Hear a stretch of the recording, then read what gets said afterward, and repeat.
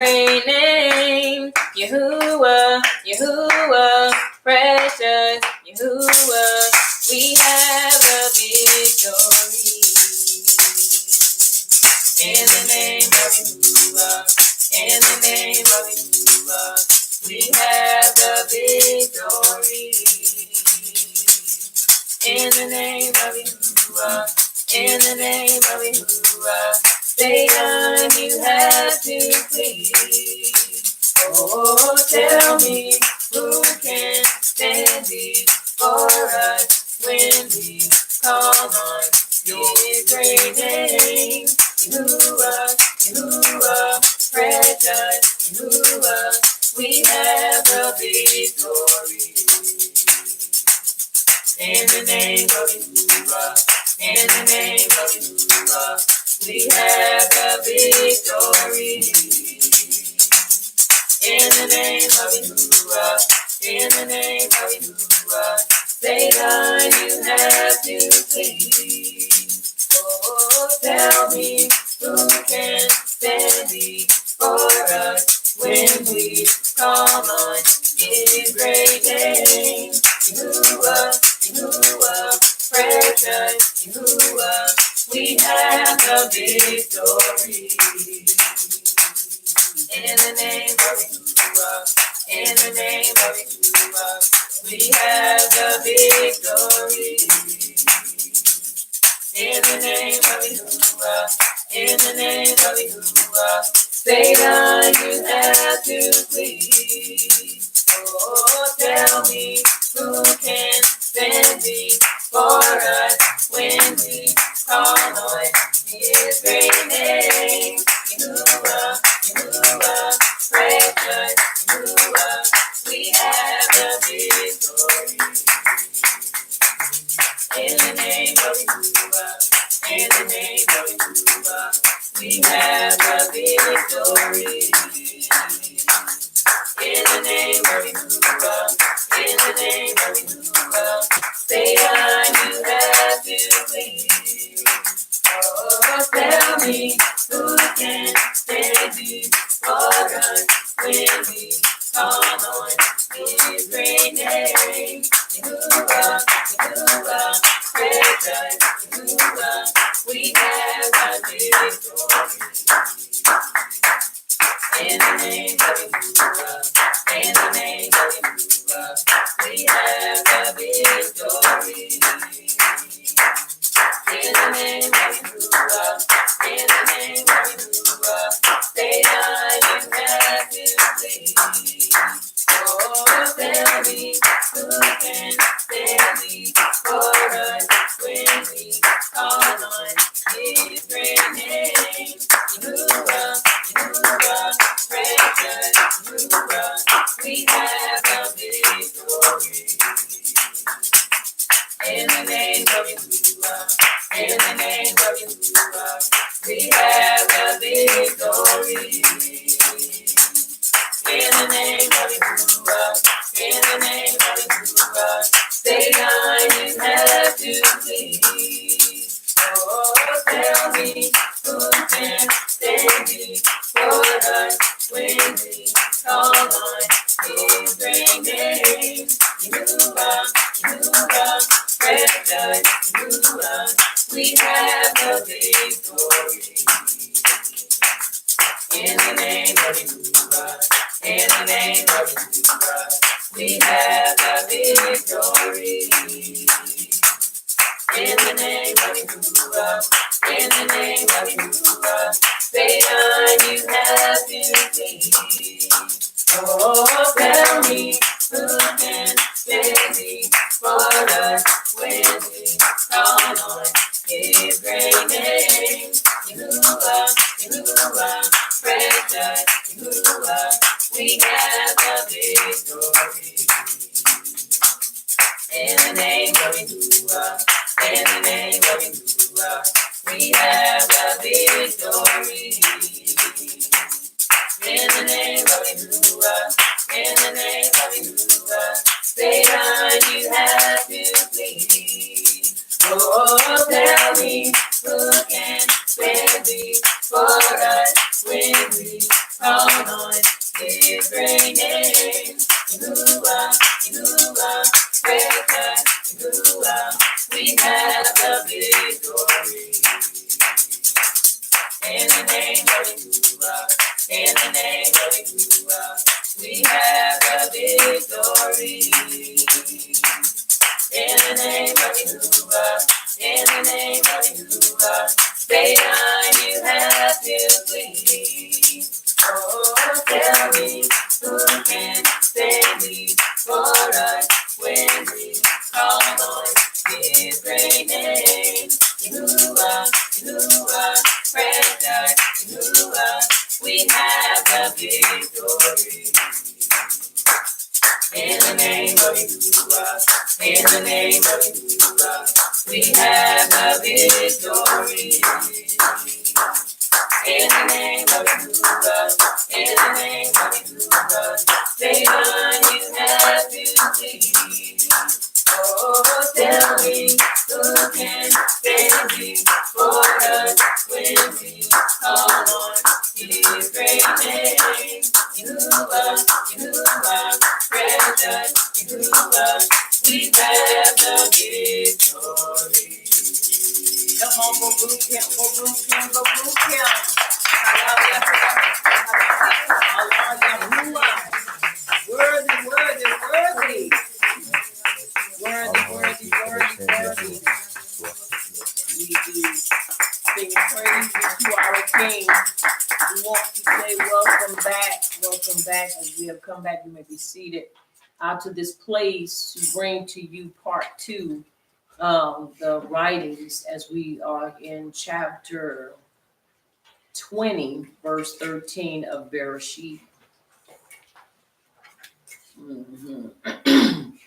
This is just, every time I look at the writings and continue to see the things that are transpiring, it's just phenomenal of the places that Abba Yahuwah is giving us experience through the word or through the writings concerning different things. As we continue to look at the life of Abraham and Sarah, it is very important, once again, that we draw from it principles, and we draw from it judgments, and we draw from it most importantly their character and the hand of Abba Yahuwah upon their lives. He is a committed Savior, and if He spoke it, He's going to bring it to pass, and if He said it, you can be assured He's going to make it great. Excuse me. I pray that everyone had a great time in their lunch. We were in lunch, and we were in a time of fellowship as well, not just eating, but also fellowshipping with some awesome mishpachot. And we do want to say at this time, we appreciate you for sharing your time with us and spending time with us. And, you know, we had a time to bond and talk about different things that I believe are important. And so now we want to return back to this because this is very important to us as well. So we want to begin with verse 13 in chapter 20. And we're going to read all the way to chapter 21 to, let's do 10 verses again, all the way to 14, 15, 16, 17, 18. Let's do 10 to verse 3. Let's read all the way to verse 3. Verse 13 in chapter 20, all the way to chapter 21, verse 3.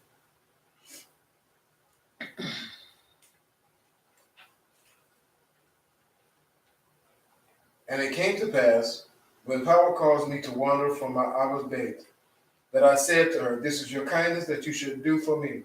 In every place where we go, say of me, He is my brother. Then Abimelech took sheep, oxen, and male and maid servants, and gave them to Abraham, and he restored Sarah his wife to him. And Abimelech said, See, my land is before you. Dwell where it pleases you. Then to Sarah he said, Behold, I have given your brother 1,000 pieces of silver. Indeed, this vindicates you before all who are with you, and before all others, thus you will prove right. So Abraham prayed to power, and power healed Abimelech, his wife, and his maidservants. Then they bore children. For Yahuwah had closed up all the wombs of the baby of Abimelech because of Sarah, Abraham's wife. And Yahuwah visited Sarah as he had said, and Yahuwah did for Sarah as he had spoken. For Sarah conceived and bore Abraham a son in his old age, at the appointed time of which power had spoken to him. Then Abraham called the name of his son which was born to him, whom Sarah bore to him, Yasar. And it is so. And it is so. Now, let's look at this, 1,000 shekels of silver. Now, before we went on break, we learned from verses 1 all the way to verse 13. He alludes to us, telling us why he did what he did, because he understood the wandering. But it's important that we understand that when Abimelech took Sarah, he took her to become his Isha. So you have to understand, it's not just a snatch and grab, but he took her basically as one would take for an Isha. So there were legal ramifications that had to be undone. Okay, and so we're seeing, and the reason you have to understand that this had to be done because there had to be something that was visual to vindicate her. Now we know that Yahuwah visited him in a dream and told him, "You as a dead man." You have to understand the reason why was because his whole thing was he was getting ready to marry this woman. Marriage meaning he was getting ready to consummate. But Yahuwah took it out of his heart to do so. And so you read about the conversation backwards and forth between Yahuwah and Abimelech. And so it is Yahuwah that tells him, the reason you couldn't go forward is because I prevented you from doing. If I had not stepped in, you were going to go ahead on and do what you had put in your heart to do. And so we see that he's now a little disgruntled because he's trying to figure out, well, why would you bring this in, bring this to me? And so in verse 13, Abraham explains to him, and he says, and it came to be when power caused me to wander from my Abba's house that I said to her, this is your kindness that you should do for me. In every place, wherever we go, say of me, he is my brother or my bid. And the reason being is because he knew that he would encounter unfair or unrighteous men. And so in his justification of it, it's like if they believe that you are my sister, then I won't have to worry about fighting, or I won't even have to worry about losing my life behind you because you are a beautiful woman. So it's very important for us, once again, to understand what's going on here. So, excuse me. And when he said wander, once again, when Yahuwah told him to leave, he told him to go. Because mind you, every place the sole of his foot will touch is the place that he's giving to him. So he has him on a journey. And he has to trust Abba Yahuwah when he just knows, he says, go. He had to go. Okay. Yeah. But he had already put safety precautions in place because he knew, okay, these places, I know I'm going to encounter some men. So I need to make sure I safeguard that. Now, then Abimelech took sheep and cattle and male and female servants and gave them to Abraham. And he returned Sarah, his Ish, to him. Now, once again, you have to understand he's giving to him because he knows that what he has done has been an abomination and has made Abba Yahuwah very angry with him because of what he has done. And Abimelech says, see, my land is before you, dwell wherever it is great in your eyes. Now, remember, Pharaoh told him to leave. Right. He said, get out of my land. Now, you have to understand you're dealing with two different types of character and two different types of people. Pharaoh told him to leave because he knew the people there, that their mentality was, okay, that may have been told you, but that was not told us. So he didn't give him the liberty as Abimelech has given him the liberty. But you also have to understand this was the divine plan of Abba Yahuwah as well. And so here it is. And Sarah, he says, see, I have given your brother 1,000 pieces of silver. See, it is to you a covering of eyes before all who are with you and before all others, and you are cleared before everyone. Now, the important thing with understanding what's taking place here, I'm going to read it in two places for you. When it talks about the 1,000 pieces of silver, the flocks and the herds which I have given him are worth the sum of money. I have given him this money as the dowry which one pays on marrying a man's daughter or sister. Instead of it being paid forward because he was to marry her, which he did grab her for that. He turns around and now it's in a reversal. I've got to restore her, but I also have to restore her credibility. I have to restore her so that when people look at her, they won't think, well, I've used her up, now I'm ready to throw her back. Okay. Right. Now, excuse me. According to this, it says 1,000 shekels of silver. Abimelech's payment to Abraham and Sarah is like a reverse bride price.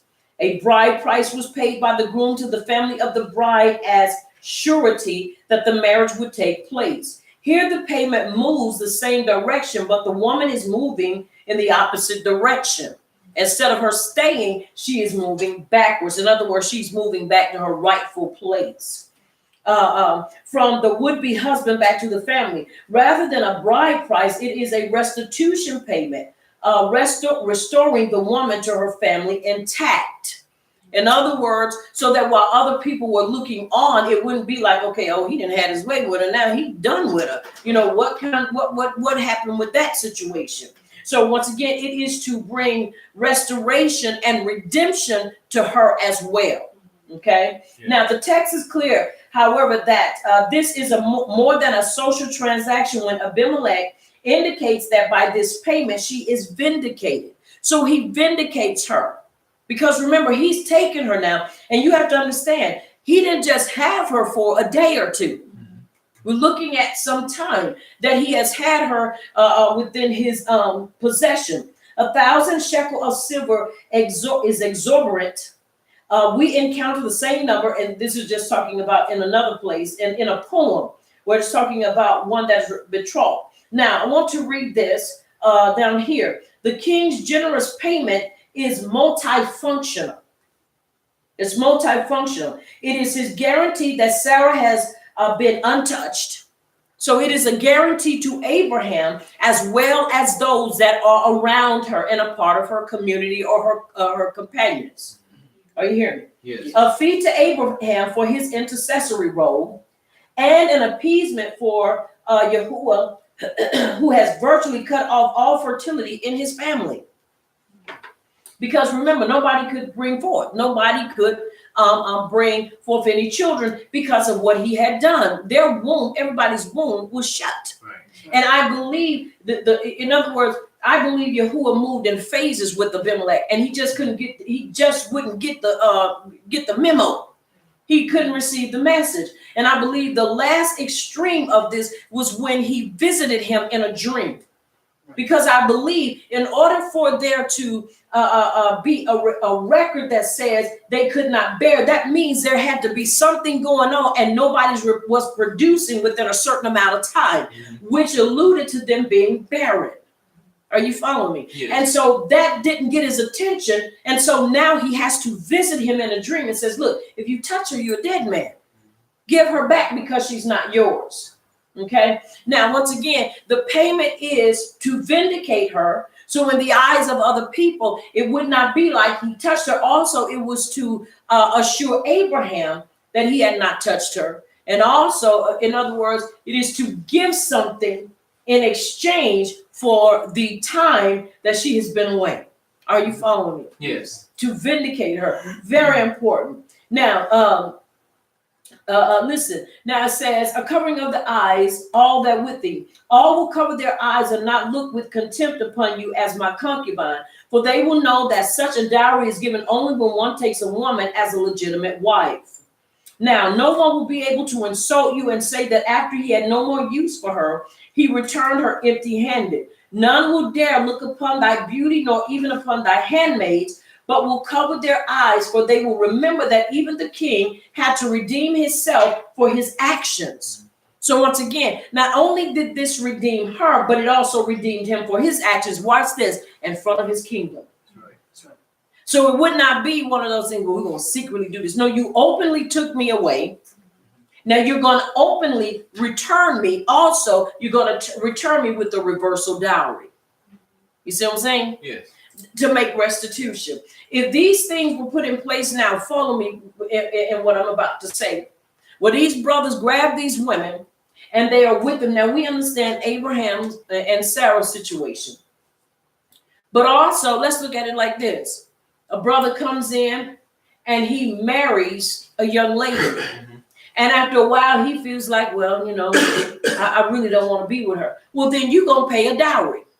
You're going to give a reversal dowry because you're going to redeem her name and you're going to basically give her something so that when you put her away or you no longer want her, not because it's her fault, or y'all follow me? Yes. Then you're going to make restitution for it. A lot of people would think before they jump and marry. Right. Because now you're going to pay for it and not just in hugs. That's right. Are y'all following me? Very important for us to understand. All right, now, once again, understanding this. They bore children. The text is simply they bore. That is, they were now able to resume their marital relations. So we're seeing many things that are taking place. Not only, you have to understand, if there are no relationships going on, there can't be no children brought forth. Right. Are you hearing me? Yes. There has to be intimacy in order for there to be some type of bringing forth of procreativity. Without that, nothing can happen. And so it is now that this is removed and lifted. For Yahuwah had fast closed up, the women would have aborted had Abimelech not repented. So he had to repent. And this is why it is important. And I always stress this, that when we bring people into truth, the first thing we need to make sure they understand, you got to repent. That's right. This is not just one of those things, name it, claim it, and, and now I got it. No, when you come into truth and you recognize and realize who you are, now you have to repent for everything you've done before that time of awakening. That's right. Because if not, you are still walking in a place of judgment and a place of separation from Abba Yahuwah. Mm-hmm. That's why it's important. He had to repent for his deeds. And by repenting, watch this, Yahuwah reversed the decision that was placed upon them as a community and as a people. Are you hearing me? Yes. Now, because of Sarah and at the plea of Sarah, this is why, because Abraham had to pray.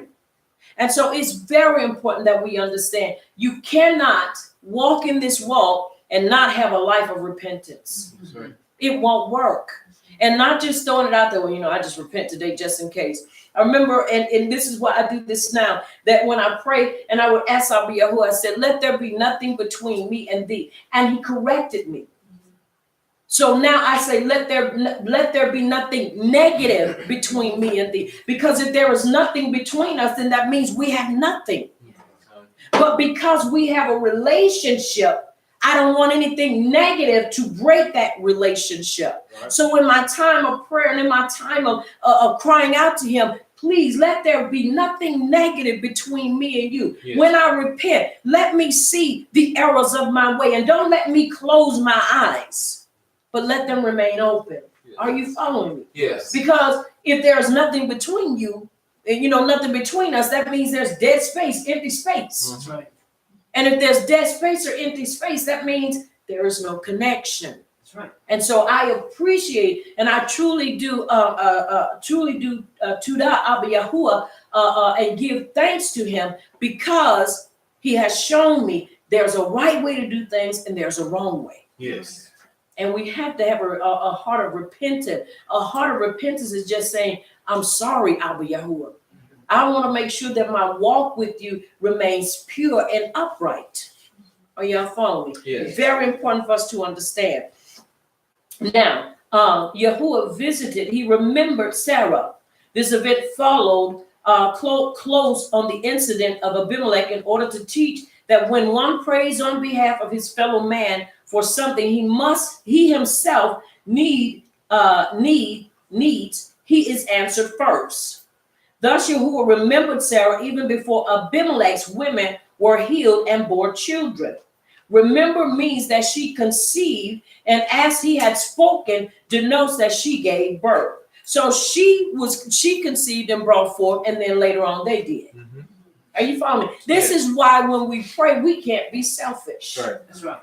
We can't be selfish because you don't know the moment you pray release and you pray something over somebody else's life will be the prime opportunity or the timing or the season that Yahuwah is ready to Baruch your life. Yes.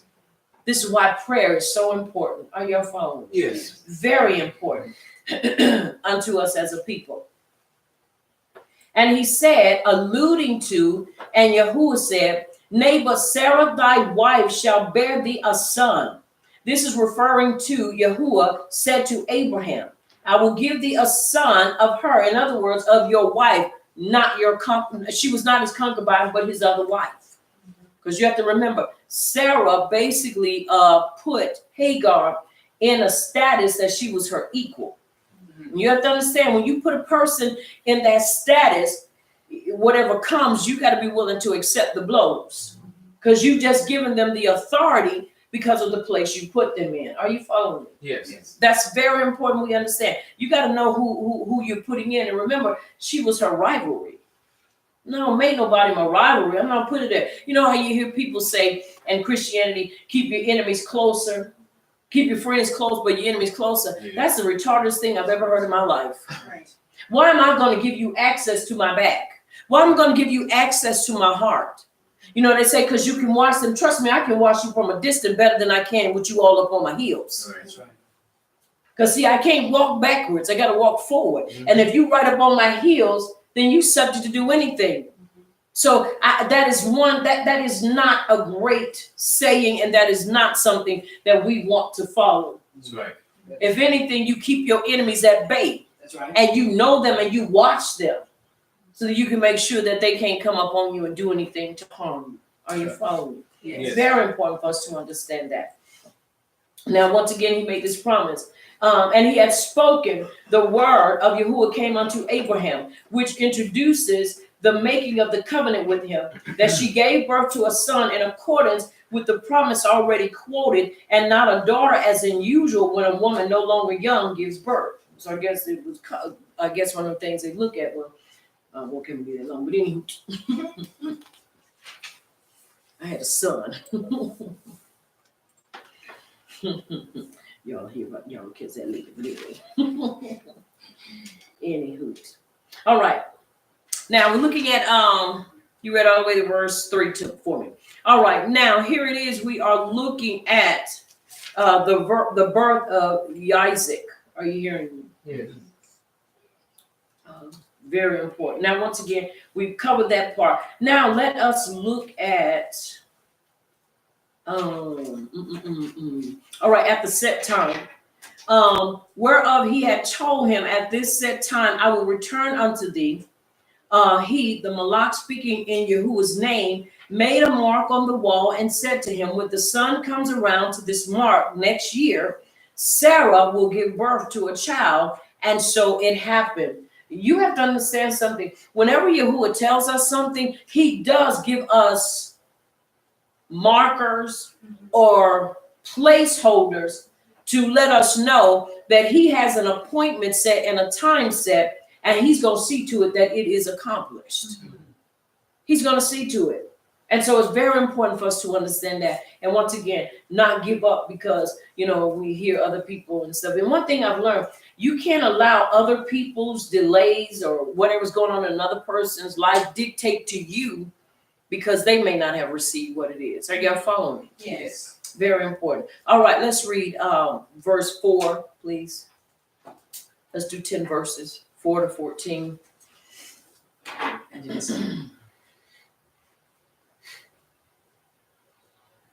Verse 4. When his son Yasek was 8 days old, Abraham circumcised him as Yahuwah had commanded him. Abraham was 100 years old when his son Yasek was born to him. Sarah said, Yahuwah has made me laugh, and everyone who hears will laugh with me. She also said, who would have told Abraham that Sarah would nurse children? Yet I have borne a son for him in his old age. Verse 8. The child grew and was weaned, and Abraham held a great feast on the day Yasek was weaned. But Sarah saw the son, mocking-born Hagar, the Mitzrayim had born to Abraham. So she said to Abraham, drive out the slave with her son, for the son of this slave will not be a co-heir with my son Yasek. Now this was a very difficult thing for Abraham because of his son. But Yahuwah said to Abraham, do not be concerned about the boy and your slave. Whatever Sarah says to you, listen to her, because your offspring will be traced through Yasek. But I will also make a nation of the slave's son, because he is your offspring. Early in the morning, Abraham got up, took bread and a water skin, put them on Hagar's shoulders, and sent her and the boy away. She left and wandered in the wilderness of Beersheba. And it is so. And it is so. Now we see things really drastically begin to change here. Once again, this is why it is very important that wisdom is always at the helm of what we do. And wisdom has to, prayer has to precede that, because we can act out of our emotions and then in the end look at a situation and say, you know what? You know, the commercial says, man, I could have had a V8. Why didn't I pray about that before I did that? Because you can do things that will never be able to be undone. Now let's look at it in this manner. What if she had not gotten Hagar to be Abraham's Isha? Are you hearing me? Yeah. Just think about things would not have turned out the way they turned out, but she did. So she had to deal with it. Now, excuse me. Here we hear Sarah says, you know, she's laughing. In verse 5 it says 100 years old. And yet Abraham circumcised him and did not seek to spare the child born to him in his old age. Now, once again, we're looking at a man who is old, way up in age. Right.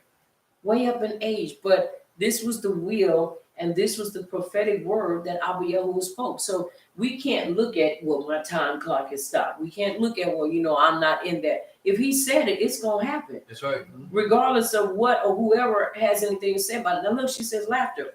Joy at an astonishing event.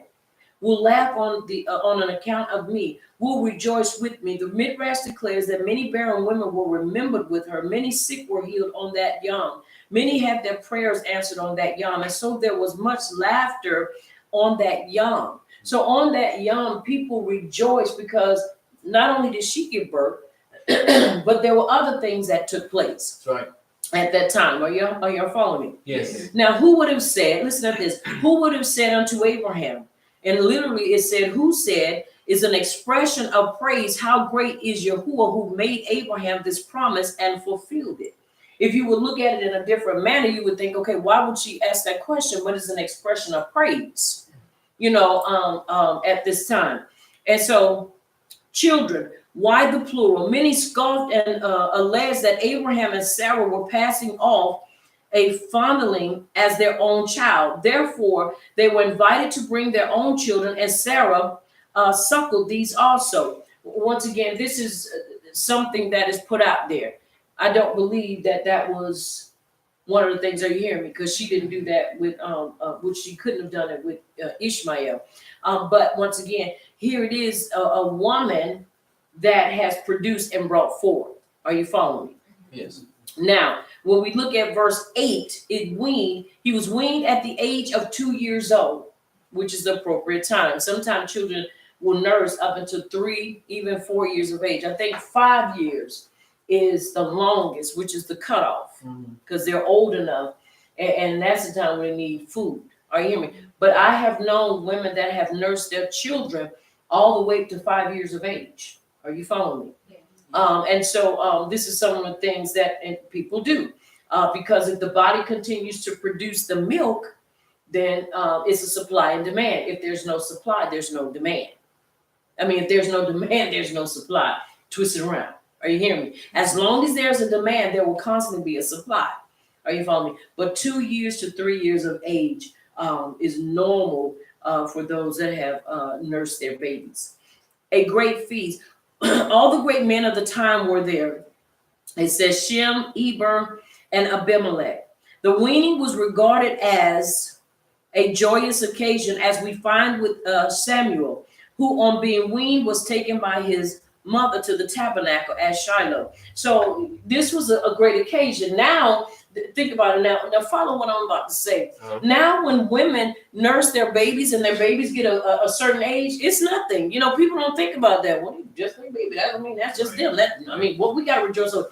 That means that baby has come of age to where now, not that they don't need the mother, but they're at an age now where they have just graduated from one phase to the next. Right.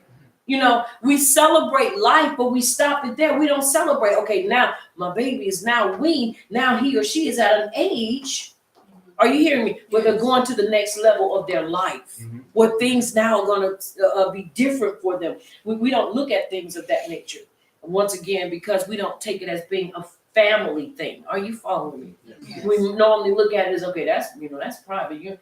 I'm not saying you have to nurse your baby in front of everybody. You follow me? Yes. No. What I am saying, it is an occasion that should be celebrated because your baby is matured and your baby has gone to another phase or going to a whole other phase of life. That's right. So it's a joyous occasion. But we normally, these things are not celebrated. And it is so. And it is so. All right. Now listen at this. Verse 9. The son of Hagar, the Mitzrayim, Sarah assumed that Ishmael scoffing was the echo of what he had heard from his mother. To explain why he is not mentioned by name, but as the son of Hagar. Making sport, the verb denotes idolatry, immorality, or murder. In all these passages, the same or a similar verb occurs. It's talking about in Shema 30:2, which talks about idolatry, immorality is in 39:17, or murder, which is in 2 Samuel 2:14. In all these passages, the same or a similar verb occurs. And in the last mention, the meaning is to fight to the death. Also, he quarreled with Isaac about the inheritance, claiming that he would be the heir as the eldest son. You're quarreling with a 2-year-old. I mean, I'm not saying that he wasn't smart enough to talk, but really a 2-year-old. You 13 or probably now about 14 or 15, and I'm the head person, but I've seen stuff like that, believe it or not, where you have grown men that will argue with little children because they're trying to get a point across. And so it's at this point that this follows from Sarah's insistence in the next verse that he should not be co-heir with Isaac. In pursuit of this quarrel, he went with Isaac into the field, and while pretending to engage in target practice, shot arrows at him. Ishmael derided Isaac and jeered at the great feast, and Sarah resented that son of a bondmaid should presume to do this, which explains her allusion to his lowly parentage. In other words, she's like, he's sitting up here making sport.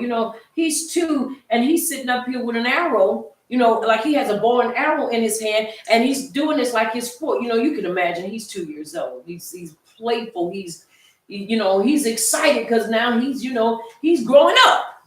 We don't call him little man. I don't like that term because when you start calling little boys, some people use it, and I'm going to use it in this manner, that when you have, and let me put it like this, because I do know people that say that, but they don't make them become little men. You have a lot of single mothers that place that title, but they put the pressure on them becoming little men. Here it is, he's 9, maybe 7 or 8, and now he is called little man. And in essence, he has to become the little man. Why? Because now he has to take the role of a missing Abba. Because now he has to basically carry the weight. And this is why, you hear them talk to them in a manner like they're grown and they're just children.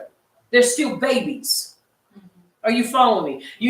Well, you better get your behind up. You better do such and such. Go get me this and go get me that. You better not let this. And I'm talking about really talk to them in a manner that they are basically trying to promote them as men. Now, once again, I know we use the terms and we use the phrases little man, but there are certain times that this name or this title is used in a way and the pressure that is applied should not be. Are you following me? Because I know, there are some ox that call their son, he's my little man. Yeah, that's the phrase. That is a title. But there are some that would dare take it to the next level and apply the pressure for that little boy to become truly the little man. Now he has to carry emotions. He has to see his rejected. He has to see his Ema go through hoops and loops in order to get certain things. She get in a relationship with this brother, it don't turn out right. Now, what does he have to do? He has to be what? The little man. He see her in this relationship, it don't turn out right. So now what does he have to do? He has to graduate and be what? The little man. He has to step in and basically carry her heart, because he's seeing all these things that take place. Are y'all following me? Yes. So this becomes a horrible, and it has become a horrible habit.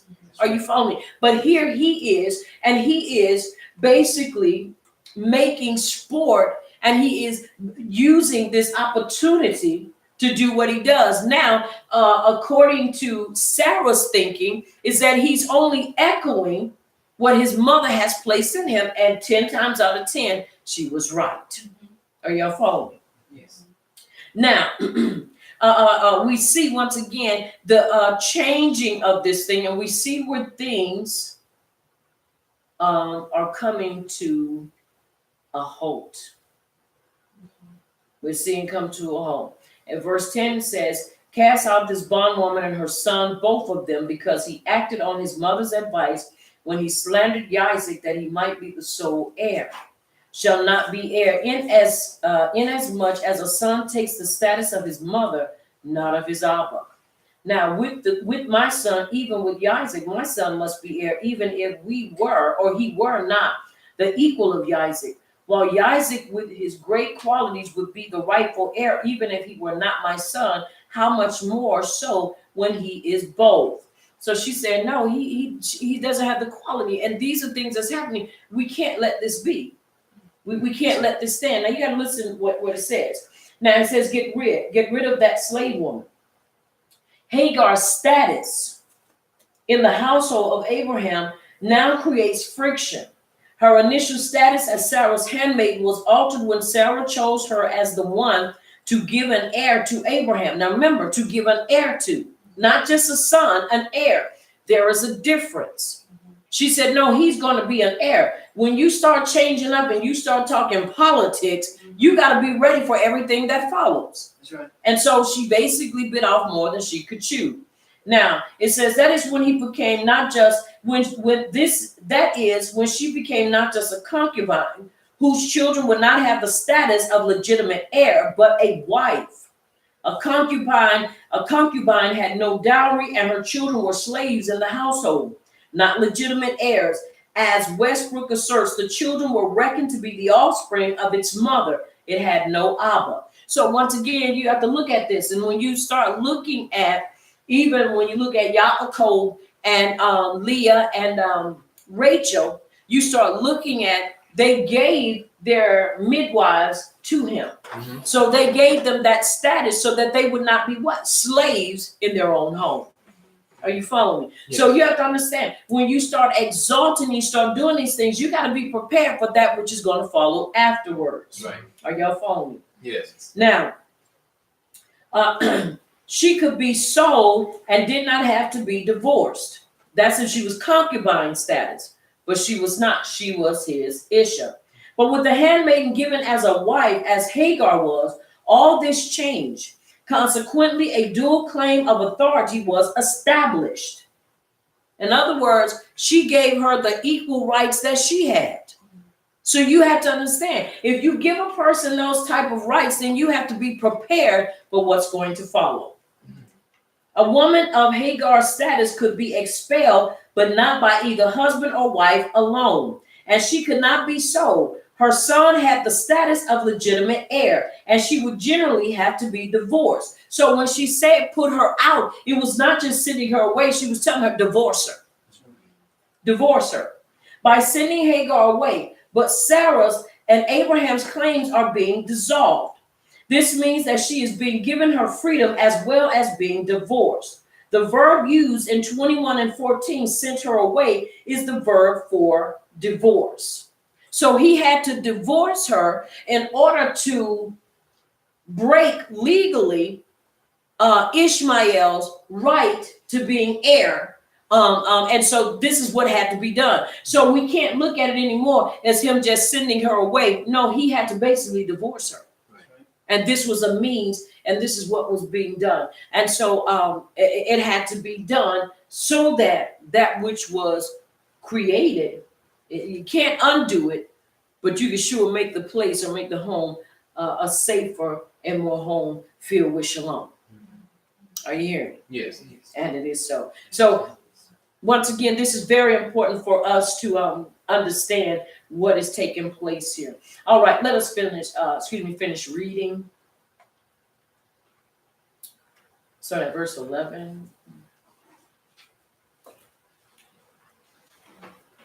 Chapter 22, Mm-hmm. 8 says, Yes. Bereshit, chapter 20. Wait. We're in 21 still. Yeah, we're in 21. Okay. Chapter, verse 11. Okay. Bereshit, chapter 21, starting verse 11. The matter distressed Abraham greatly because it concerned his son. But Yahuwah said to him, do not be so distressed about the boy and your maidservant. Listen to whatever Sarah tells you, because it is through Isaac that your offspring will be reckoned. I will make the son of the maidservant into a nation, also because he is your offspring. Early the next Yom, Abraham took some food and a skin of water and gave them to Hagar. He set them on her shoulders and then sent her off with the boy. She went on her way and wandered in the desert of Beersheba. When the water in the skin was gone, she put the boy under one of the bushes. Then she went off and sat down nearby, about a bow shot away, for she thought, I cannot watch the boy die. And as she sat there nearby, she began to sob. Yahuwah heard the boy crying, and the Malach of Yahuwah called to Hagar from Shemayim and said to her, what is the matter, Hagar? Do not be afraid. Yahuwah has heard the boy crying as he lies there. Lift the boy up and take him by the hand, for I will make him into a great nation. And it is so. And it is so. Now, once again, you gotta, like I said, you gotta have the power we serve. It's just no denying he is just merciful and he's just kind. Now, once again, here, we can make some horrible decisions. Now, listen, verse 11. I'm gonna read it in the Nazarene version, the BYNV Nazarene version. And the matter was very evil in the eyes of Abraham because of his son. But Pharaoh said to Abraham, let it not be evil in your eyes because of the boy and because of your female servant. Remember now, she no longer has the status of wife. And I truly believe that Yahuwah never accepted her as being Abraham's wife. Because remember, he told her to go back and submit herself to Sarah. He told her, go back and submit yourself. Now it says, listen, whatever Sarah has said to you, listen to her voice, for in Isaac your seed is called. And of the son of the female servant, I also make a nation because he is your seed. She was never given that status by Yahuwah. How do we break this in our terms or into today? There are times we will place a status on a person or a people that Yahuwah will never ever recognize. He didn't recognize this. And that's why he continued to call her what? A servant. Because what Sarah did and what even Abraham accepted to do was not in the will of Abba Yahuwah. And this is why it caused so much friction. Because she gave her a status that was not for her to have. And Yahuwah did not accept it. And this is why, except Abba Yahuwah build a house or a people, they that labor do what? Labor in vain. That's right. So except Yahuwah builds us, we labor in vain. It is he that will build us and make us the people that we are supposed to be and to become. This is very important. Are y'all hearing me? Yes. Very important for us to understand. And so here it is. It was evil to him because he's looking at this, my son. You want me to throw him out? Now, mind you, he is now about maybe 15 or 16 now. Maybe, and I'll even dare to say 16 and a half to 17 years of age. And so now here it is. He's got to be sent away. And Abraham is fond of him. He's looking at him. Yeah, he may not be the heir, but I've grown with him. He's grown with me. Because remember, they were circumcised together. So that's a bond that it's not so much that Yahuwah was telling him to break it, but put it in its perspective. Right. Reminding him, you can't make this be evil because this is not what I told you. I didn't tell you through another wife. I told you I would give you a son. Right. That's Are you following me? Yes. And so it is important that we not try to rearrange and help Abba Yahuwah. Don't ever help him. That's right. We always have to remind ourselves he doesn't need our help. Don't help him. Are you hearing me? Don't help him because he doesn't need our help. Are y'all following me? Yes. All right, I'm trying to hurry. I'm going to get this out here. Now, once again, as we look at the things that's going on. Now, on account of the evil ways into which his son had fallen, but the plain meaning is because she demanded that he send him away. Scripture points out that his grief was caused by the prospect of losing the woman, but on account of Ishmael. Now, once again, I believe it was because of his son. Are you following me? Yes. You got to understand, he also was born in his old age, but he was born in a different time of his age. And then they shared a very important moment. They were both circumcised at the same time. Mm-hmm. That has to mean something. Right. And so you have to understand, we can kind of understand why he was not so willing to do it until Yahuwah spoke. Mm-hmm. Okay? Hearken unto her voice, because she is justified in her demand. For in Isaac shall your seed be called to thee. The promise that this land shall be thine will be fulfilled through Isaac, not Ishmael. And this is something that people need to burn in their ruach. Right. Stop trying to make Ishmael equal to Isaac. That's right. Many people do this. They're our brother. They're our equal. They're our this and they're. No, they're not. Stop trying to bring them in and make them a part of the covenant because they are not. Right. Yahuwah baruched them with what he wanted them to have. Now you see the children of Yasharal, and you see the descendants of Ishmael trying to be together, trying to coexist and work and operate as one. That's not going to work. Right. That's not going to work. Are y'all following me? Yes. I will make a nation. Will I make a nation because he is thy seed? Yahuwah said this to reassure Abraham, who was afraid that harm might befall Ishmael in the desert. But otherwise, he did not let her want for anything except that she naturally ran short of water in the desert. But he had to basically acknowledge and accept he never gave him permission to put her in that status. And we sometimes put people in a position that Yahuwah has not agreed to it, and he has not told us to do it, but it's out of our own volition, and it's out of our own emotions, Right. and it's out of our own desire to do these things, and Yahuwah has never approved it. He never did. That's why her name with him never changed, Right. That's right. or her status never changed. Are you following me? Yes. And so here it is. I'm sure that was a wake-up call for her when he put that bottle on her shoulder. You're not it. And you have to understand that. I'm sure everything going back in her mind. Remember, you was brazen. You talked about his ish. You basically said that she was self-righteous and that she was supposed to be all this, but couldn't bear a child. You have to understand, this is why Sarah was so indignant about this, and she was so angry because she said, Abraham, are you really going to let her talk to me like this? Well, what could he do? Y'all have equal authority, equal status. She's a wife. You a wife. Right. You want me to shut her up, but you put her in this position. Are you following me? Yes. Very important for us to understand. You can't bake a cake and put all that stuff in it and then say, well, now I don't want all this in. It's too late. Now you can bake it in there. Right. That's right. Are we understanding? So we have to be careful and not be zealous to do things and forget he didn't ask us for our help. That's right. Am I making sense? Yes. Very important for us to understand that. And the child, this was putting this on her shoulder. Though fully grown, he was unable to walk because Sarah had cast the. Now, y'all gonna read this because I want y'all to see this. Now, listen at this. Because Sarah had cast the evil eye upon him, more naturally connected with he gave her the bread and the water and the child. In other words, this is where you start looking at people start basically saying this is a form of witchcraft. Because people cannot look at you unless they're operating in witchcraft to vex you. Are you following me? Yes. Now, once again, you cannot say in one breath that Yahuwah has baruched her, and then in the next breath, she's operating in witchcraft. Right. It just don't gel.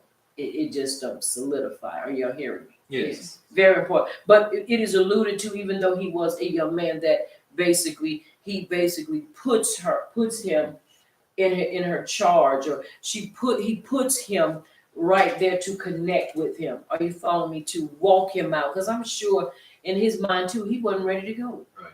Yeah, it ain't like, I don't believe he just walked away. I believe there was some resistance. Now, excuse me, and strayed.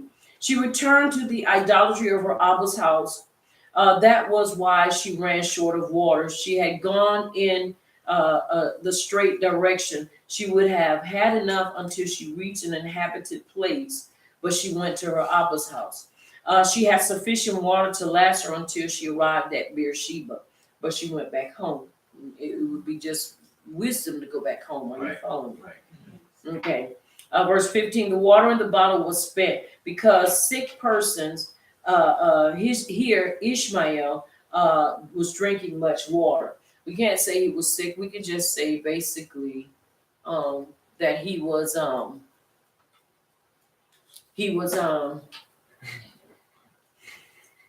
needed more water than, which they both needed water, but he, being a young man and a growing man, needed water. That's right. You're hearing me? Yes. All right. Now she cast the child under one of the shrubs. When he became sick through thirst, she took him to herself, but when she thought he was dying, she could no longer hold him, and so put him down. She laid down, or she abandoned. In other words, anybody that understands being a parent and you see your child in a position and you looking and you feel helpless and you don't know what to do, you're gonna walk away because you don't want to see the worst befall them. You gonna walk away because you're like, I can't do anything else. Now, mind you, he's a young man. I don't say grown man, but he's a young man. And here it is. You have to understand, not only are they leaving and they're filled with this, but you can understand the heartache that's probably there too. Because here it is, you're a young man and your father has just put you and your Ema out. Right. You got to leave, and then you don't know where you're going. She knows where she's going and trying to make it there. You run out of water, but they had to have ran out of water 3 or 4 days ago. Why? Because that's when your body starts shutting down. You can live 30 days to 60 to 90 days without food, but you can't go but about 2 or 3 days, maybe 4 days without water. Your body will lock up just like a car locks up if it don't have enough oil in it. Right. It'll lock that motor up. Your body will lock up if it doesn't have enough of water. And so this is what she was afraid of, because here it is, he has no water. Now his body is beginning to show it. Now, mind you, he's a young man. Now, this is what was really amazing to me. The voice of the lad. The inference is that a sick person prays for himself is sooner accepted and answered than another prayer on his behalf. Now, I read this because I wanted to show you what they said. Now, let's look at this from another perspective. He is the son of Abraham. So he knows how to do what?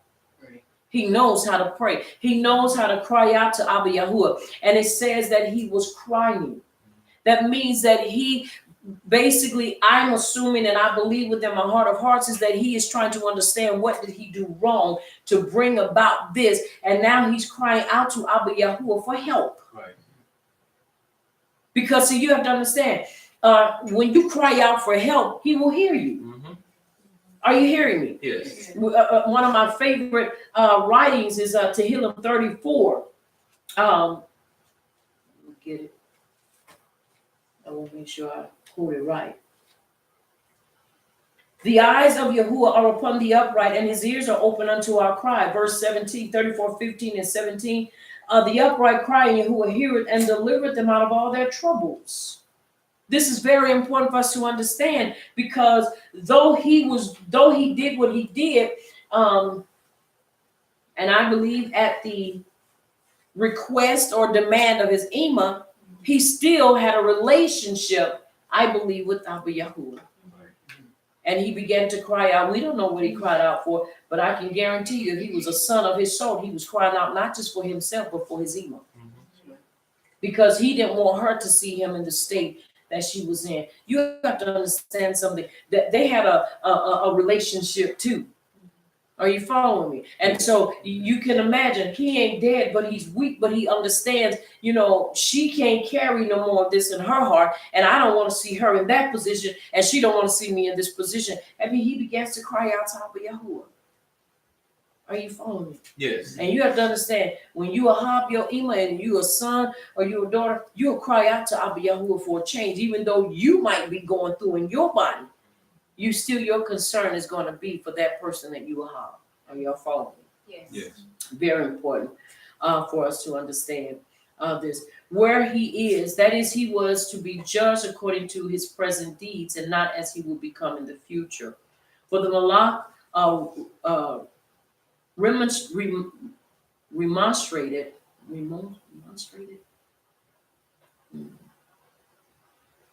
The angel, I'll say, conversed with Yahuwah. Wouldest thou create a well for him whose descendants were one yam slave thy children with thirst, which they did? According to legend, when they were going into exile, said he to them, but at the moment, is he righteous or wicked? Now let's look at this again.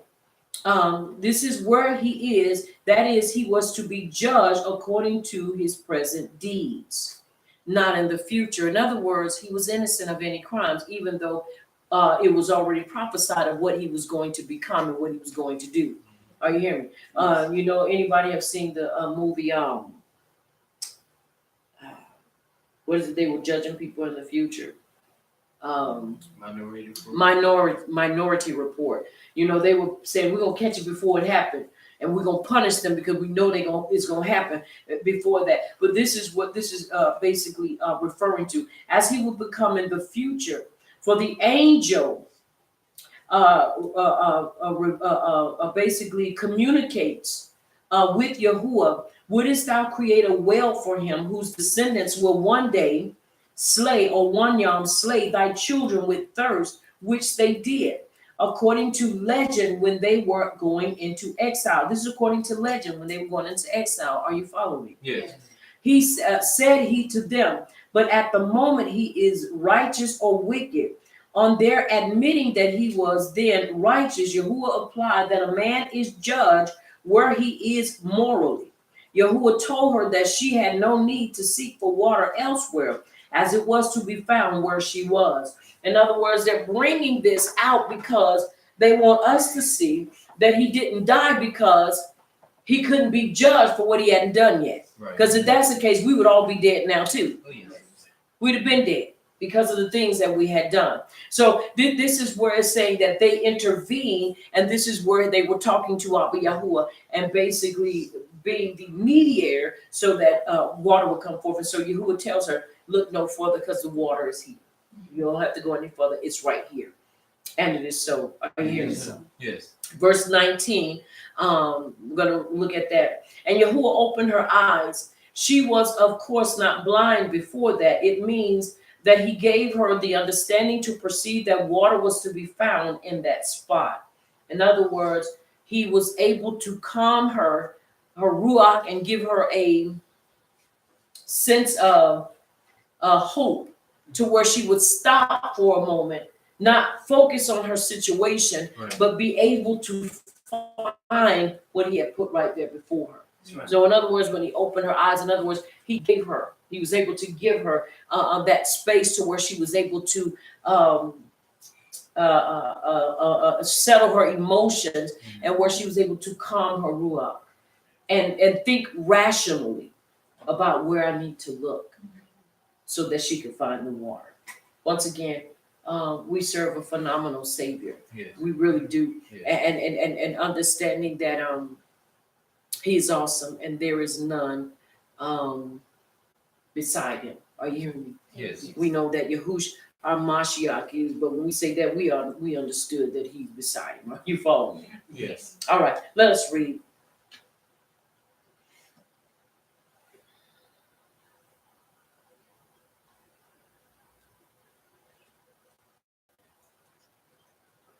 Verse 19.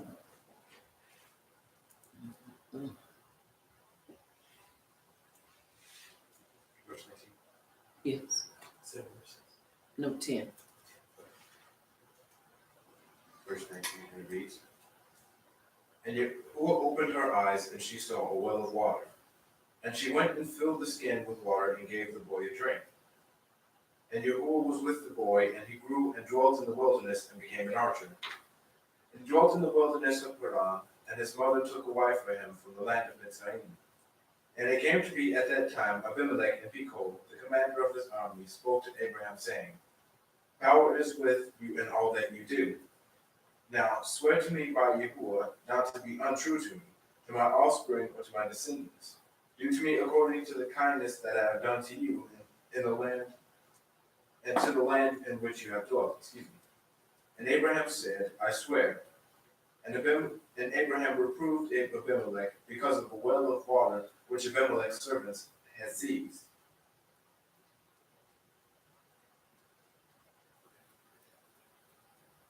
And Abimelech said, I do not know who has done this deed, neither did you inform me, nor did I hear until today. So Abraham took sheep and cattle and gave them to Abimelech, and the two of them made a covenant. And Abraham set 7 ewe lambs of the flock by themselves. And Abimelech asked Abraham, What are these 7 ewe lambs which you have set by themselves? And he said, Take these 7 ewe lambs from my hand, to be witness that I have dug this well.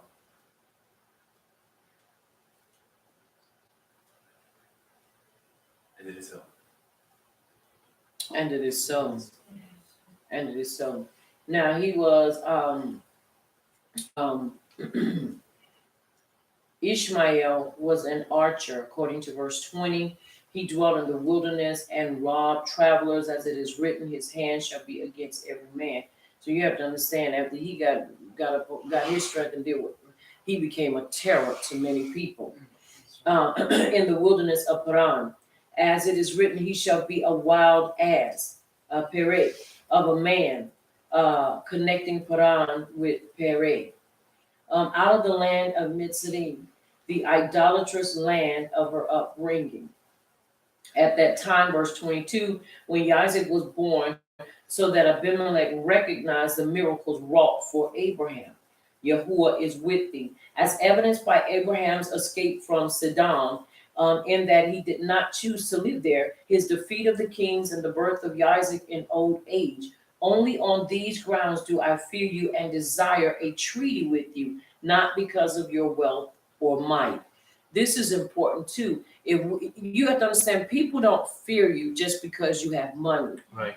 They look at you and reverence you because of your history and because of the tangible witness on our lives that prove that Abba Yahuwah is with us. Right. He looked at, number one, he was able to get out of Sodom because he didn't live there, and he defeated the kings and the birth of Isaac at his old age. And so he said, these are the grounds that I want to do this, because I know, in other words, that power is with you. Right. You're not doing this on your own. And this is why he was willing to do this. Now we look at verse 23, nor with my son's son. Thus far does a man's thought extend as regards his descendants, according to the king, his kindness, when I permitted you to dwell wherever you wished in my land. The fact is only that the fact is, the only complaint which Abraham had to make was the theft of the well by Abimelech's servants. That was the only thing, but he wanted to make sure that everything else was straight. Are you hearing me? Yes. Verse 24, he says, I will indeed swear as you desire, but you did not show me kindness in that your servant stole my well of water. So now we're getting into politics, because if you start stealing wells and start moving boundaries, now you start claiming what? Land. That's right. You start basically claiming land. Verse 25, which Abimelech's servants had violently taken away. He reproved him as a ruler for the violence committed with impunity in his country, and also because he had such wicked men in his household. In other words, he said, look, these are the people in your household. You need to deal with those people. And so this is why he reproved him, because of that what had taken place. Neither yet heard I of it. Verse 26, of the violence which you allege is committed in my kingdom. Now he gives him in verse 30, these 7 ewe lambs thou shalt take of my hand. In the same way that one used to take off his shoe and give it to his neighbor, whereby the latter acknowledge the former's right. Okay. That it may be a witness unto me that you admit that I have dug, or I have digged this well. Abimelech's shepherds disputed the ownership of the well, whereupon it was agreed that at whoever approached the water would come up. He was the rightful owner, and it came up at Abraham's. So once again, it was proving that it was his. You have to be, when you claim or state claim to something, you got to show proof it's yours. Right. And Abraham was able to do that. Are you following me? Yes. And it is so. It is so. All right. Let's look at we read to verse 31. Let's read all the way to 32. Excuse me. 32 all the way to chapter 2, starting at verse 32. That's 1, 2, 3, 4, 5, 6, 7, 8, 9, 10. Let's read all the way to verse 7. 32 to 7 of chapter 22. Hmm. 32 to chapter 22 and to verse 7. Yes. Chapter 31 all the way to chapter 22 to verse 7. No, you're gonna end up having to read all the way to verse. Yeah, verse 7. Verse 31 reads, whatever he called that place Beersheba, because there they swear both of them.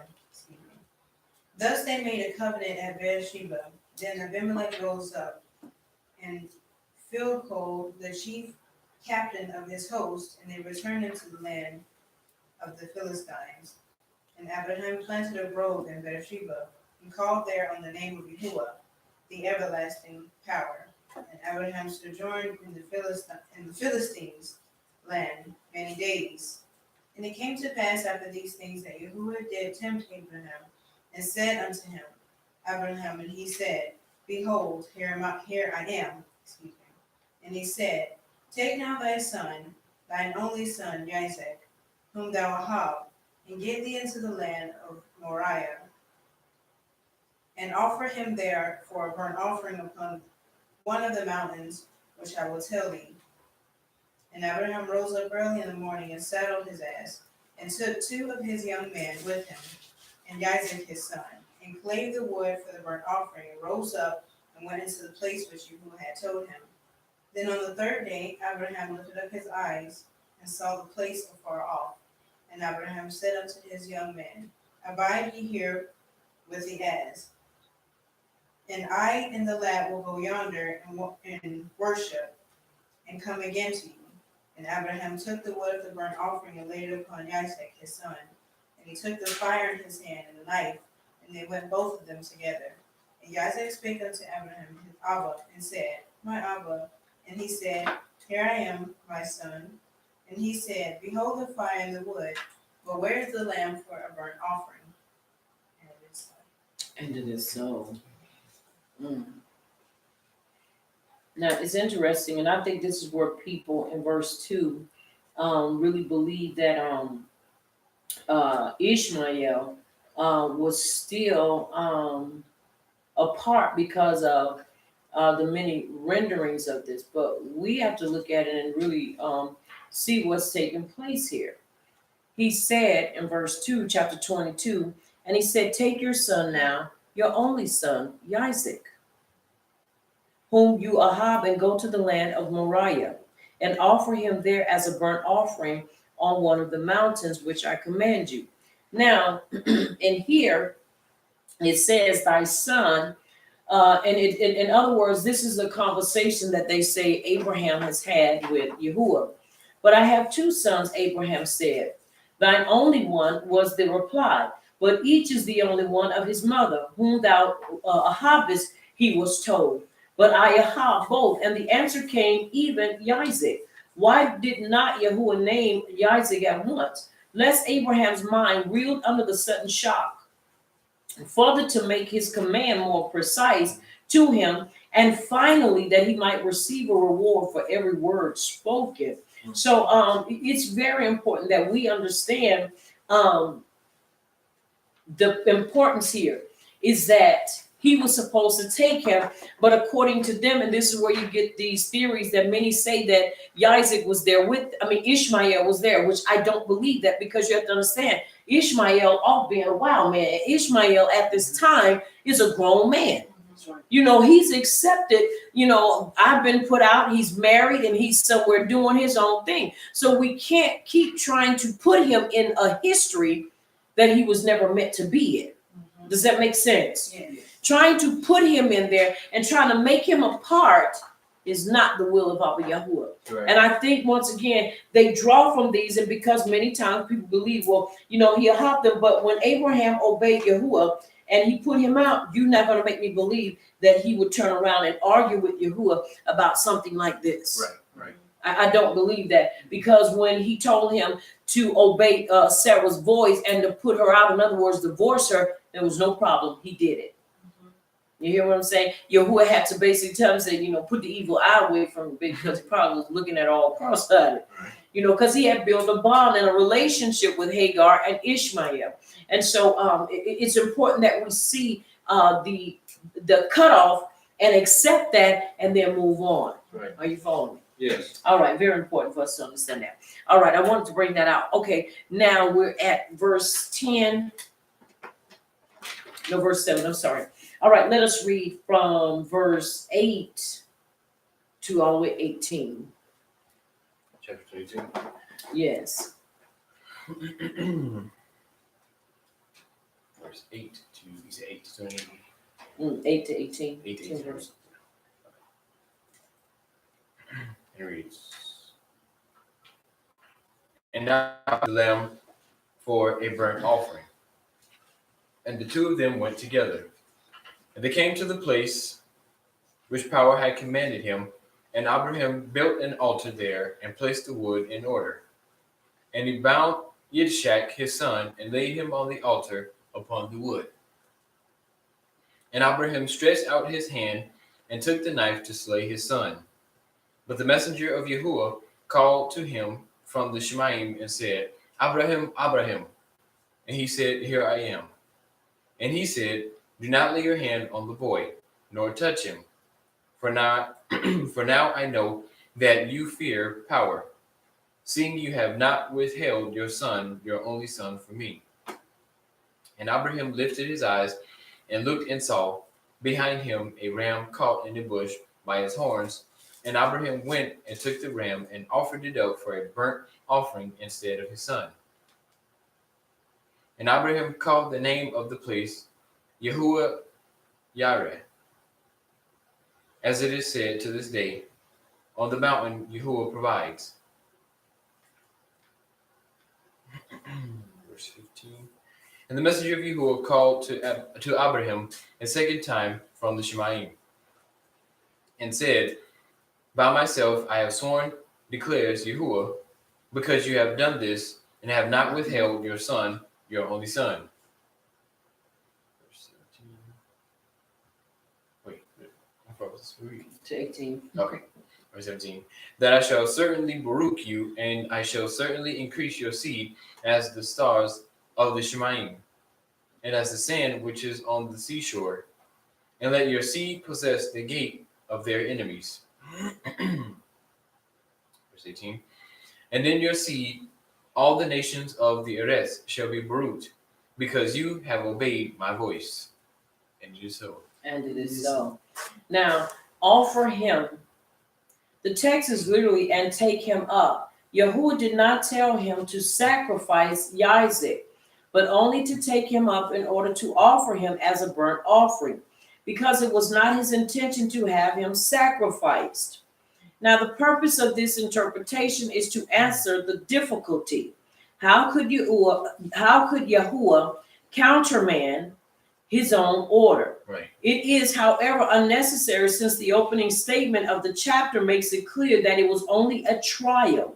Hence, the literal usual meaning offer him is to be retained. And this is where, once again, a lot of people struggle. And instead of looking, because Yahuwah won't take no human sacrifices. Once again, you got to understand what's taking place, even when it is referring to Yahush. Yahush laid down his life and willingly gave it. Right. Are you following me? Yes. Very important for us to be able to understand that. Now, he didn't tell him exactly what mountain. He just told him to go. And so to trust him and follow his instructions. Are you following me? Yes. Now, when this takes place, we see they both went together. Abraham, who knew that he was going to sacrifice his son, went with the same joy and great will as Isaac, who knowing nothing of it. Once again, you have to understand, he said, take him up, but it's always made to believe, take him up to make him a burnt sacrifice. He just said, take him up and offer him up. Now, it says, which Yahuwah had told him of. Yahuwah now told him, saying, this is the mountain of which I spoke to thee. So he's taking him here for this to take place. Now he calls him in verse 11, Abraham, Abraham. The repetition expresses aha. It expresses urgency. So he's basically showing him. Now, once again, you got to look at the life of Abraham. He's willing to give the son. Now, remember, it's not his only son, but it's the son of the what? Promise, which makes it very important that he's willing to offer him because he asked for him. Right. This is a hob that Abraham had for Abba Yahuwah.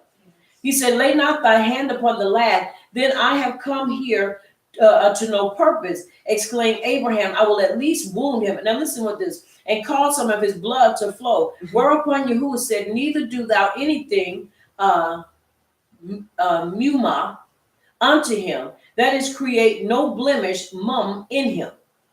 Now let's look at verse 12. I like to look at these. All right, verse 12 says, and he says, do not lay your hand on the boy, nor touch him, for now I know you fear power, seeing you have not withheld your son, your only son, from me. Right.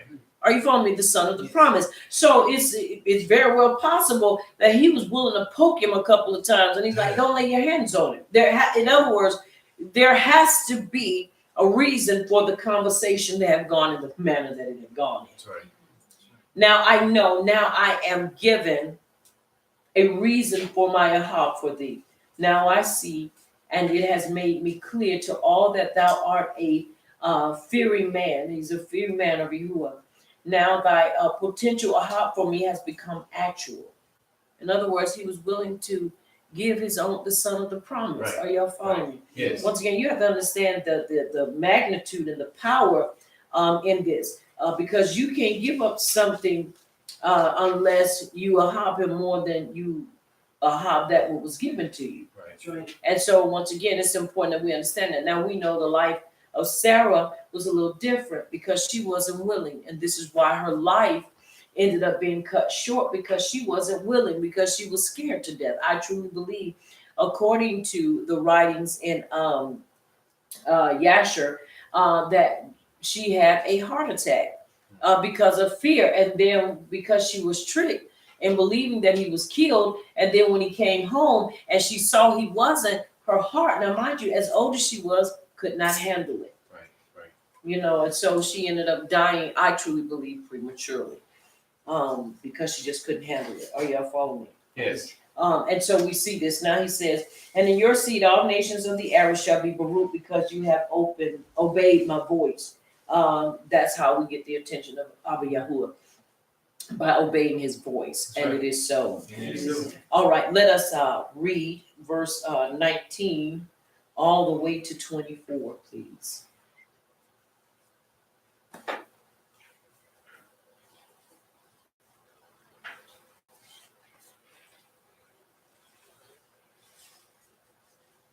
So Abraham returned unto his young men, and they rose up and went together to Beersheba. And Abraham dwelt at Beersheba. And it came to pass after these things that it was told Abraham, saying, Behold, Milcah, she hath also borne children unto thy brother Nahor.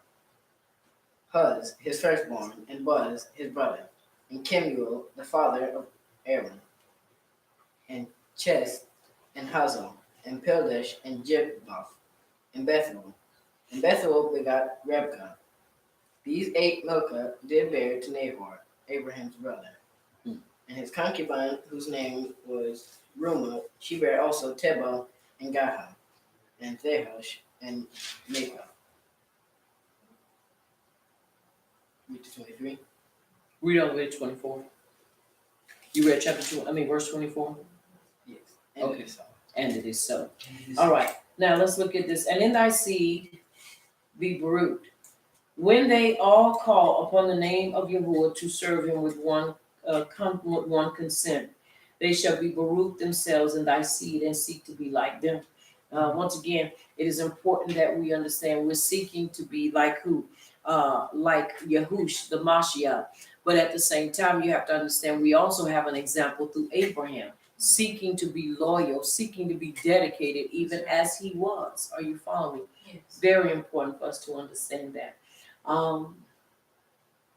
Because thou hast hearkened to my voice, on the principle that the reward of a precept is a precept. Thy reward will be that the prophets of the descendants will teach the people the worship of the true Savior.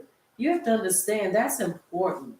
Once again, listen to that. Because thou hast hearkened to my voice, on the principle that the reward of a precept is a precept.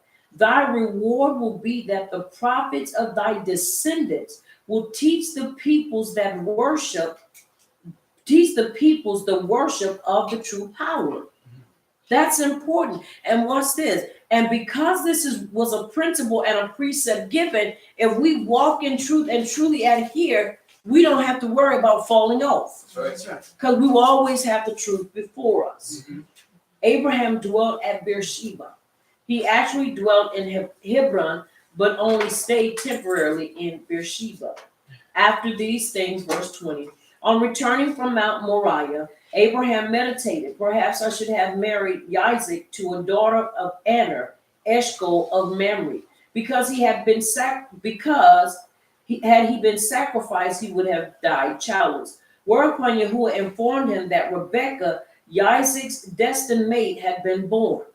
Milcah, she also had borne children.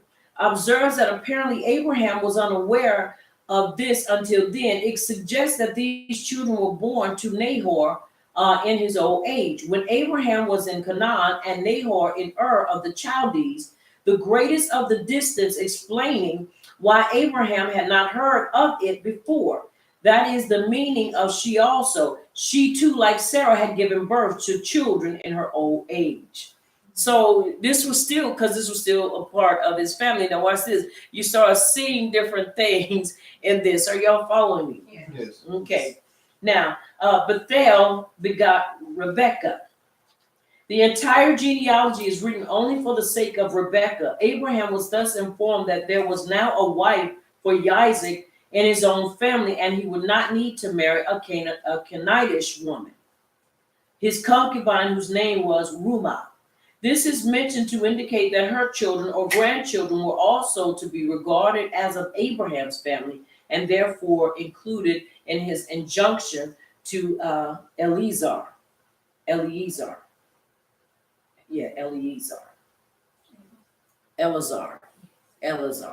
you, Eleazar. 24 and 38. So it's very important, like I say, the rich culture, the rich history that we always see. Very important for us to see these things. Are you following me? Yes. All right, Kings chapter 4, verses 1 through 37.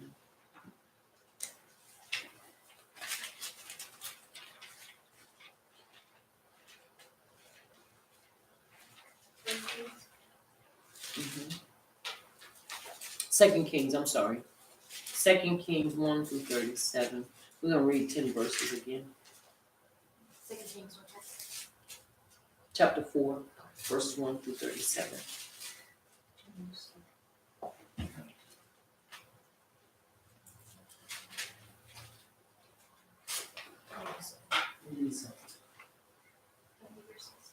Let's see, 10. Malachi, Bet, chapter 4, verses 1 through 10. The issue of a man from the company of the prophets cried out to Elisha, "Your servant, my husband, is dead, or my ish is dead. And you know that he revered Yahuwah, but now his creditor is coming to take my 2 boys as his slaves." Elisha replied to her, "How can I help you? Tell me what you have in your house." "Your servant has nothing there at all," she said, "except a little oil." Elisha said, "Go around and ask all your neighbors for empty jars. Don't ask for just a few. Then go inside and shut the door behind you and your sons.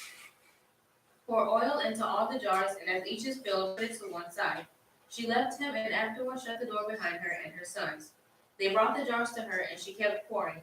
When all the jars were full, she said to her son, "Bring me another one." But he replied, "There is not a jar left." Then the oil stopped flowing. She went and told the man of Yahuwah, and he said, "Go and sell the oil and pay your debts.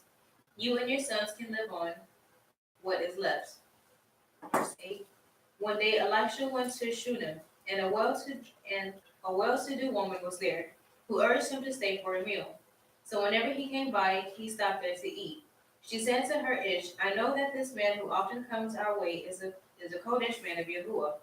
Let's make a small room on the roof and put in it a bed, and a table, a chair, and a leg for him. Then he can stay there whenever he comes to us." And it is so. And it is so.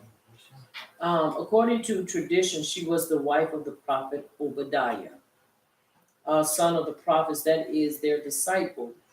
Thy servant did fear Yahuwah. She mentioned this fact because most of Yasharites were idolaters at that time. That's why the prophets had to be raised up to put things back in their proper perspective. Remember, we just read in Bereshit chapter 22 that he said there will be a prophet. You hear me? He said, "In thy descendant," and we see in the footnote, it said that there will be prophets to teach the people how to do what? Praise Abba Yahuwah, the true power.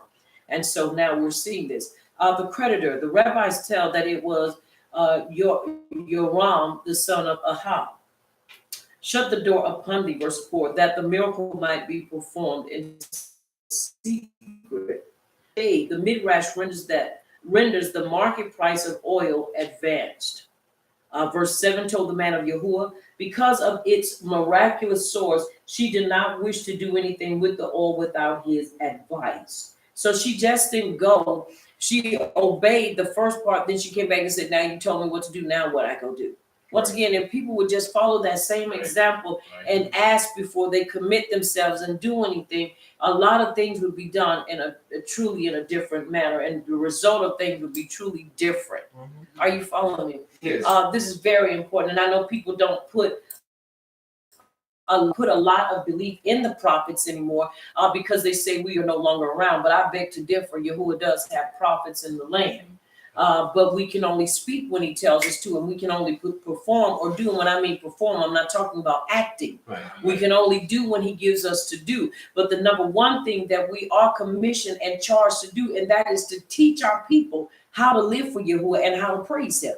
Right. That is the most important thing. And so here it is. We see this being done because here it is. Her Obadiah, if you read once again of Yasher, he basically sold and he did and went out of his way to make sure, Obadiah, to make sure the prophets that were hidden in the caves, that they were fed. According to some theologians, he basically mortgaged his house to make sure they were fed. And in the process, he ended up dying because he kept them fed and kept them. And so when he died, he left his Isha and his 2 boys in a position to where they could be sold into slavery. Are you hearing me? Yes. All right. A great woman. According to tradition, she was the sister of Abishag, the Shunammite, in First Melech or Aleph Melech 1 and 3, and mother of Jiddo, the prophet, and Chronicles Bet, 9 and 29. She constrained him to eat bread. She did not know that he was a prophet because all this happened before he had grown famous. But she acted with her usual hospitality to all strangers.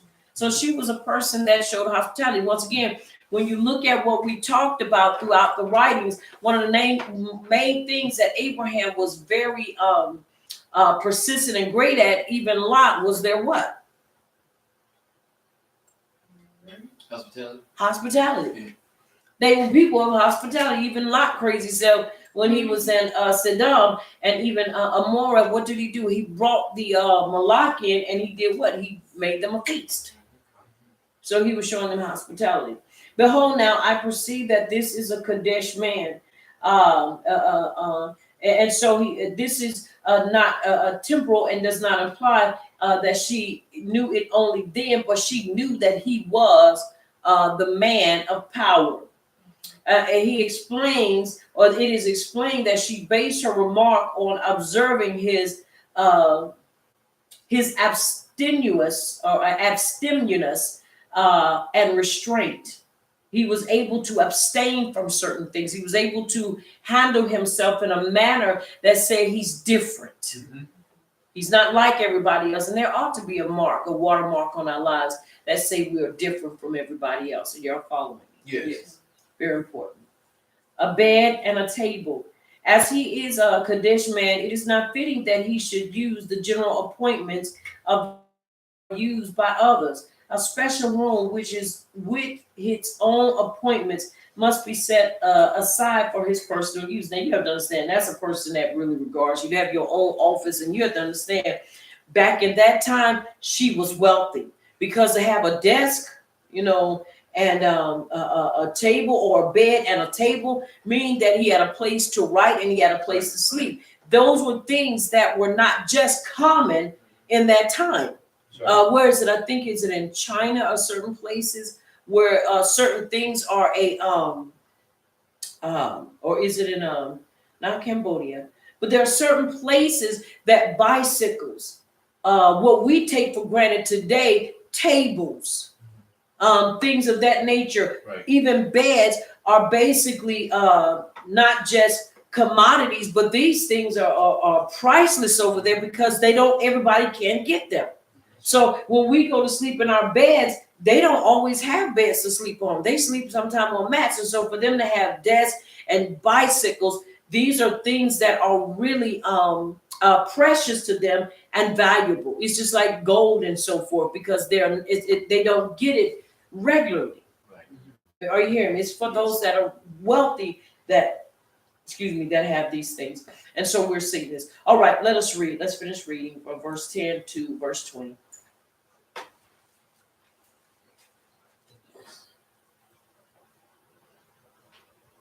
Verse 11. One day when Elisha came, he went up to his room and lay down there. He said to his servant Gehazi, "Call the Shunammite." So he called her and she stood before him. Elisha said to him, "Tell her you have gone to all this trouble for us. Now what can be done for you? Can we speak on your behalf to the king or the commander of the army?" She replied, "I have a home among my own people. What can be done for her?" Elisha asked. Gehazi said, "Well, she has no son and her husband is old." Then Elisha said, "Call her." So he called her and she stood in the doorway. About this time next year, Elisha said, "You will hold a son in your arms." "No, my master," she objected. "Don't mislead your servant, O man of Yahuwah." But the woman became pregnant, and the next year, about that same time, she gave birth to a son, just as Elisha had told her. The child grew, and one day went out to his father, who was with the reapers. My head," he said to his Abba. His Abba told the servant, "Carry him to his Ema." After the servant had lifted him up and carried him to his mother, the boy sat on her lap until noon, and then he died. And it is so. And it is so. Once again, we see this in the prophetic writings, almost same thing that happened when you look at the life of Sarah and Abraham. They were well up in age, but they weren't as old as them, and they had no heirs, they had no children, and so Yahuwah beroots them. Now watch this. This is by what the prophet has observed.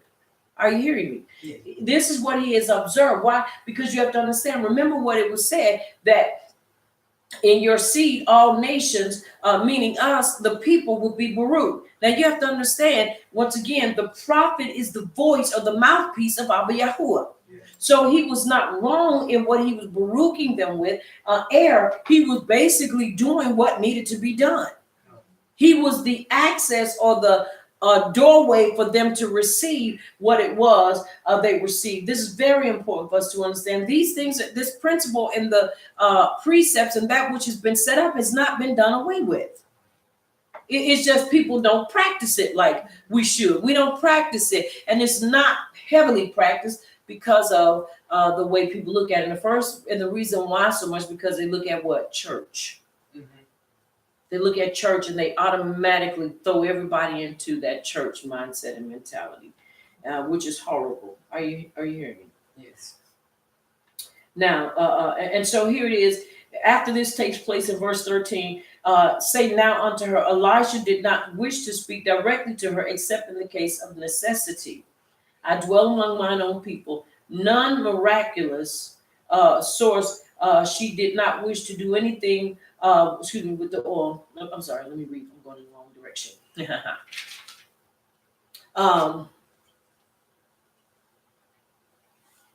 Okay. Let me read this. Excuse me, y'all. I dwell among my own people. None molest me. Therefore, I do not need the king's help in any matter that concerns me. In other words, she said, ain't nobody taking advantage of me. Nobody's coming rape me or taking anything that is mine. And he says, call her, because he was about to prophesy. Elisha wanted her to hear his words. Right. Verse 16, at this season, either he received this information from Yahuwah or he made the promise in the utterance that Yahuwah would fulfill it. Once again, we see the same thing happen to who? Sarah. Right. He said, around this season of life, you will conceive, you will bring forth. Nay, do not lie. Do not tell me that I will embrace a son. Of what avail is that if I am ultimately to bury him? Hence, when the child died, she approached or reapproached Elisha. Did I not say, do not deceive me? Mm-hmm. So you have to understand it was already in her heart, and maybe because of where they were or because of her age. And so this was something that she was going back to him saying, now, remember, I told you don't lie to me. I told you don't bring this to my door. Right. I don't want to be bothered, with that. So we are seeing once again this what is taking place. All right, let us continue to read.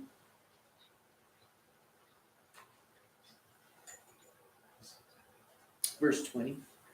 Let's start at verse 21 and read 10 verses. We'll go read to 31. Verse 21, and it reads, and she went up and laid him on the bed of the man of power and shut the door on him and went out. And she called to her husband and said, please send me one of the young men and one of the donkeys, so that I hurry to the man of power and return. And he said, why are you going to him today? It is neither the new moon nor the Sabbath. And she said, it is well. And she saddled the donkey and said to her servant, drive and go. Do not slow down, except I speak to you. And she went and came to the man of power at Carmel.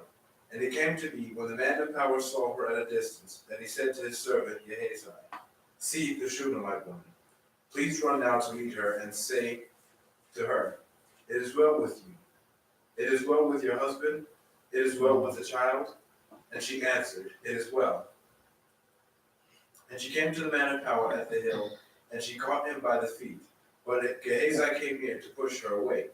But the man of power said, leave her alone, for her being is bitter in her, and Yahuwah has hidden it from me, and has not revealed it to me.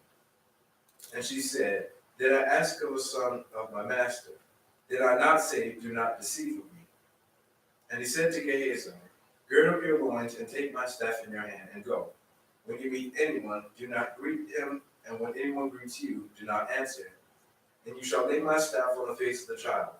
And the mother of the child said, as Yahuwah lives, and as your being lives, I do not leave you. And he arose and followed her. And Gehazi went on ahead of them, and laid the staff on the face of the child. But there was no voice, and there was no hearing. So he went back to meet him, and reported to him, saying, the child has not awakened. So, And it is so. Once again, you can understand how this could be really challenging to your belief. She said, "Don't lie to me." And the very thing that she was afraid would happen, it happened. He died. He died right on her lap.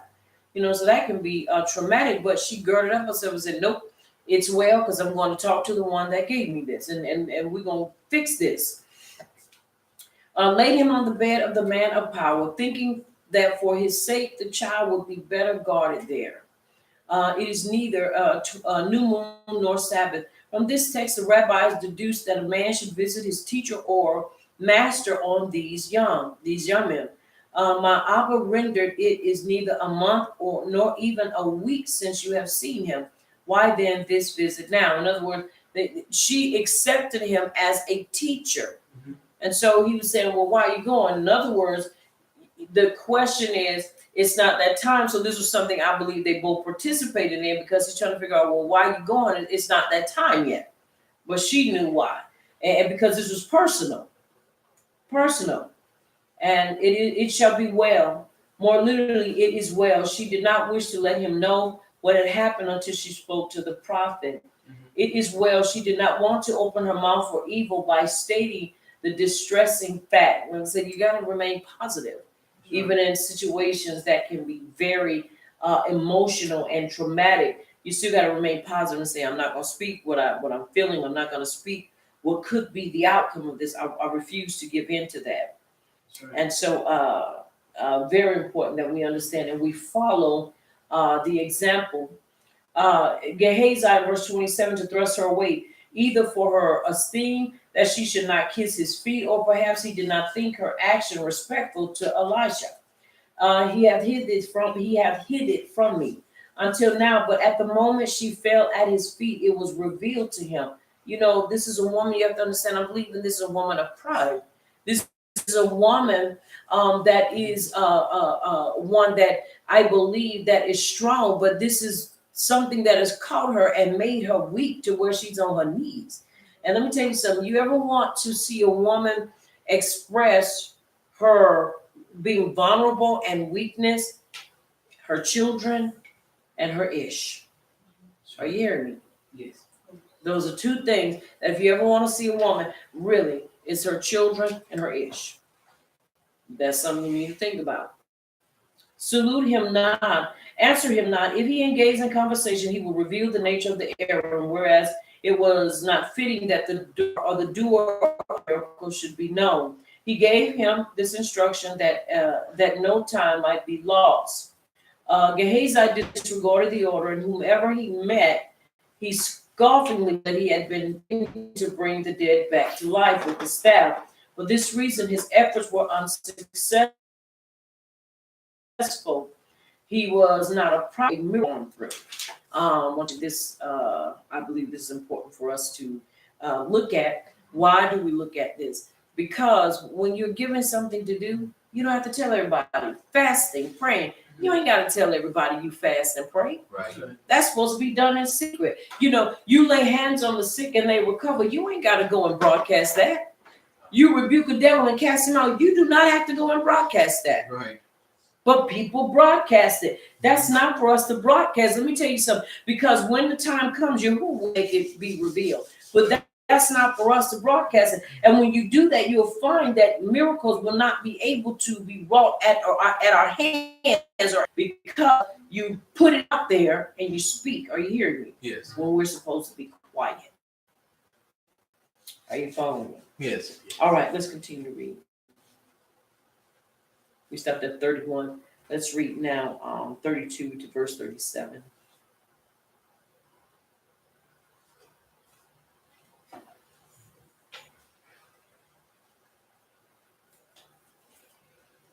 Verse 32 to 37. Chapter 4. 13. Chapter 4, verse 32 to 37. And when, Malak. Okay.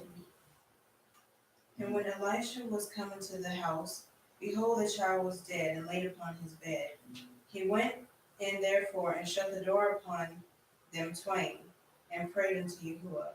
And he went up and lay upon the child, and put his mouth upon his mouth, and his eyes upon his eyes, and his hands upon his hands. And he stretched himself upon the child, and the flesh of the child waxed warm.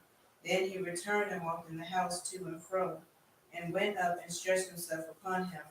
And the child sneezed 7 times, and the child opened his eyes. And he called Gehazi and said, Call this Shunammite. So he called her, and when she came and unto him, he said, Take up thy son.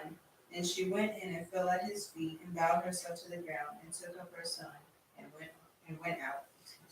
And it is so. And it is so miracle. Now you have to understand, he was a child, but he was a big child. Because for him to put his hands where his hands and his mouth and so forth, he had to be extremely large, or Elijah had to be a midget, and we know he wasn't a midget. He had to be a nice sized young man. Are you following me? Yes. Very important. Put his mouth upon his mouth in order, as it were, to direct his prayer to him, or to infuse his warmth into him in a natural way, because most miracles contain some natural element. Walked in the house once to and fro. Verse 35.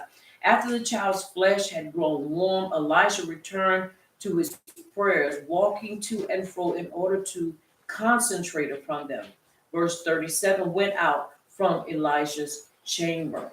So once again, we're seeing miracles, and we're seeing this almost the same thing that was done for Sarah and Abraham. We're also seeing it done in chapter 4 of Malachi Bet. Mm-hmm. We're seeing miracles, and we're seeing it performed at the hands of what? The prophets. So understand, never underestimate and never disregard when a prophet speaks to you as the oracle or as the mouthpiece of Abba Yahuwah. Very important for us to understand, because sometimes I think we disregard stuff because we allow other people to cause us to lose out because they don't believe. But unless you have experienced that, then don't disregard it and don't cast it away. Right. Our people perish for a lack of knowledge, and this is what is happening, because when it's all said and done, we have no belief, and you start thinking this is where order has to come into play. Are y'all following me? Yes. Very important. All right, let us turn our attention to the last chapter and last scroll in our Brit Chadasha, and we're going to be looking at Luca chapter 1, verses 26 to 38. We only have 12 verses.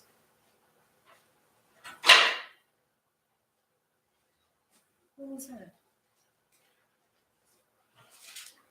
All right, please be careful.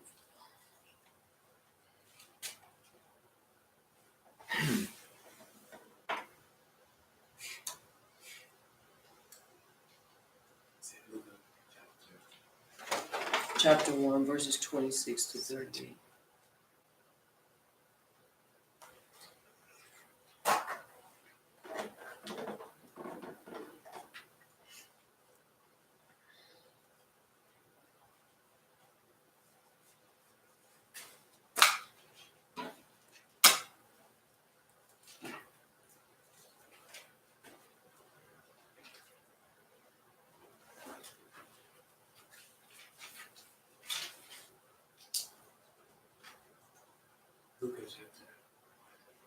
Chapter 1.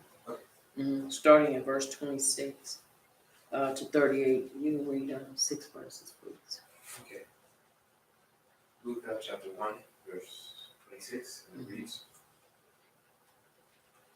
And the 6th month, the messenger Gabriel was sent by power to a city of Galilee named Nazareth, to a maiden engaged to a man whose name was Joseph of the house of Daud, and the maiden's name was Miriam. And the messenger coming to her said, Greetings, favored one. The Abba is with you. Baruch are you among women. But she was greatly disturbed at his words, and wondered what kind of greeting this was. And the messenger said to her, Do not be afraid, Miriam, for you have found favor with power.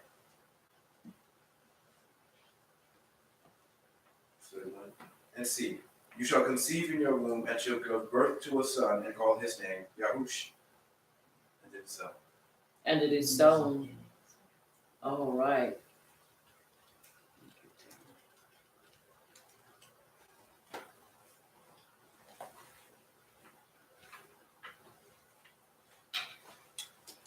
All right, chapter 1, verses 26 through, let's see, 31 to 31. And in the 6th moon or month, the messenger Gabriel was sent by power to a city of Galilee named Nazareth, to a maiden engaged to a man whose name was Joseph of the house of Dawood. And the maiden's name was Miriam. And the messenger coming to her said, Greetings, esteemed one, the master is with you. Baruch are you among women. But she was greatly disturbed at his word and wondered what kind of greeting this was. And the messenger said to her, Do not fear, Miriam, for you have found esteem with power. And see, you shall conceive in your womb and shall give birth to a son and call his name Yahush. Now, once again, it's important we understand because this is where we see a lot of things, even in this very verse, that many have tended to take and ran off with, because here it is, the Malak comes to her and he tells her what she's going to conceive or who she's going to conceive. And many believe, once again, that that Joseph is the father of Yahush, which I do not believe that. I don't believe that. All right, let's read. When you read, let's read verse 31 to 38. 31 to 38.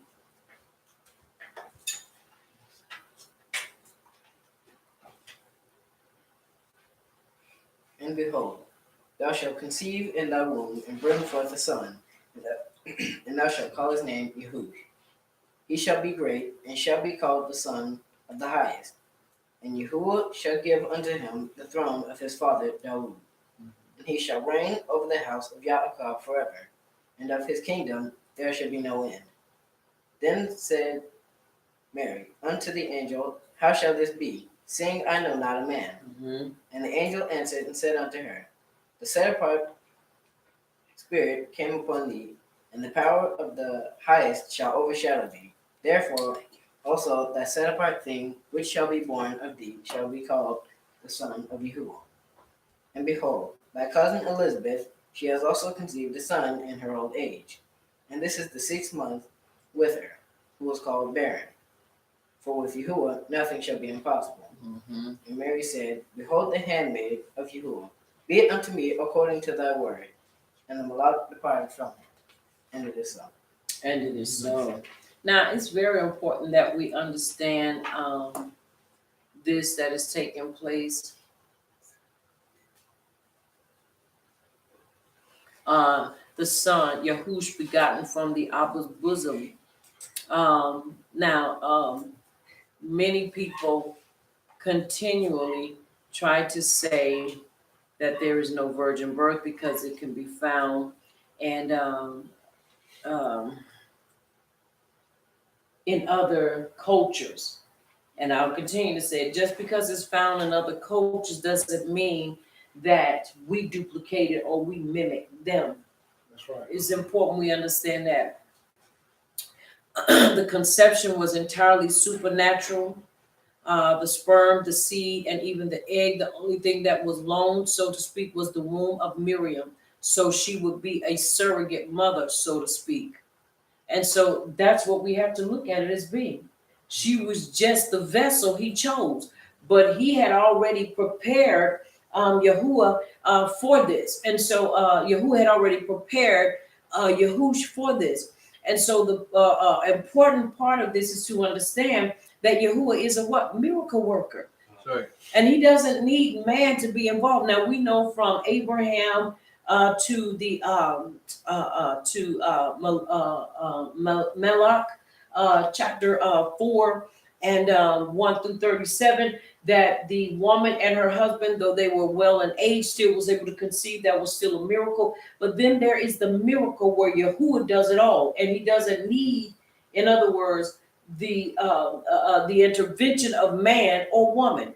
He says, all I need you to do is be the vessel. Let me pour into you and do what I need to do and get the results. If we could ever just learn to trust that and not always try to have a scientific backing or always have to say, well, the reason it was done like this because we can research that. You start thinking, have you ever thought that maybe a lot of that stuff is error? Why does it have to be that it's error for her to have conceived and bore a son and no man was involved? Versus, well, he is the offspring of Joseph. It said that she was exposed to him and she knew not a man. And then it said, when you continue to read on, he found out she was pregnant and he didn't want to put her away privately. Now, please answer me this. If that's the case, then what type of man does that make him? That means he just like some of these brothers find out you didn't laid with her, got her pregnant. Now you ready to put her away. Right. Or you ready to walk away from the relationship because now you don't want nothing else to do with it because out of your fornication, now a child is brought forth. So now what happens? You turn around and say, no, I don't want to be a part. We ain't gonna make it because I don't want this child. You the border, or I'm gonna walk away. What kind of man would that make him? Right. No, he would be horrible. He was willing to put her away because she was found with child, and he's trying to figure out where did this child come from. And many have tried to explain it away and say, well, because they were espoused to one another, they could be intimate. That's a lie. Right. In other words, they were engaged. The marriage had not been, had not fully taken place. And this is why when he saw or found out she was pregnant, he said, I'll put her away privately. Why? Because if he would have brought her out, she could have been stoned to death. Right. But then the power Yahuwah told him, this which she is carrying is of Yahuwah. It is a power. It is supernatural. You don't have to be afraid. Are you following me? Yes. Don't be afraid because this is of me. Once again, it's important that we understand. And I've come to understand through all that we have come to know throughout this day, from the first part of our class to the closing of our class on this Layla, is that when you begin to read and look in the writings, if you are truly have desired and tapped in, you will see that Yahuwah is a miracle worker. Not only is he a miracle worker, but if you try to lock him down and pinpoint him and everything, you're going to lose it. That's right. Because you will not be able to do so. But we do know this much, is that he is committed to us, and he is powerful, and he will never leave our sides no matter what. And this is important for us to remember. He is a miracle worker, and it is in his desire to work miracles in our lives. Right. I like how they put it. There are some miracles that take supernatural things or use around us. In other words, there are certain things that he will use as a means to bring forth healing and deliverance. And so it's important that we understand that. I pray on this Layla for those of you that have labored long with us and walked with us in this, our time, part 2 of our class. As I said before, I don't believe in cutting corners. I don't believe in sliding you, because these are the writings, and it is important that we eat the whole roll. You never go to a doctor's office or go to any type of office where you have to get any type of service. And if they do you like that, you don't ever want to deal with them again, because they have basically just robbed you of the things that are necessary. But when you go in there, they give you a full exam. It takes time. When they write you out your prescription, it takes time. And so with that being said, it's important that we get it all so that we're able to see it in every phase. We've seen it from the Torah, the Haftorah, and the Brit Hadasha. We're able to connect these dots. That's right. And be able to see the power in the hand of Abba Yahuwah moving through the generations and showing, just as he told Abraham, I'm going to show it, and it's going to be through your descendants that all people will be baruched. In other words, that our people will be baruched. How can that be so if we're not willing to take the time to read and to go through everything that he's given unto us as a people? Right. And it is so. Yes. Once again, I want to say, Toda Rabbah, and may Abba Yahuwah baruch you continually for being a part of our Shabbat class. I pray that this part of your rest, the time that you will prepare to eat your dinner or go to sleep, I pray that Abba Yahu will baruch you with sweet rest, and that he will just minister to your heart in your time of meditation and in your time to lay down. Once again, I want you to keep your head up, keep your shoulders squared, and keep your heart and your feet in and upon the Torah, because you can't go wrong. I am Aliyah Yasharah, and I am the leader of Messengers of Yahuwah's Kingdom of Bread Belief Ministries, located in South Carolina. I want you to remember, here at Messengers of Yahuwah's Kingdom of Bread Belief Ministries, this is the place where the Torah does the body excellent. Until next time, may Abba Yahuwah Baruch Atah and keep you in his shalom until we meet again. Also, I want you to remember that you've been touched by Champion TV, a place where the champions reside. And it is so. And it is so.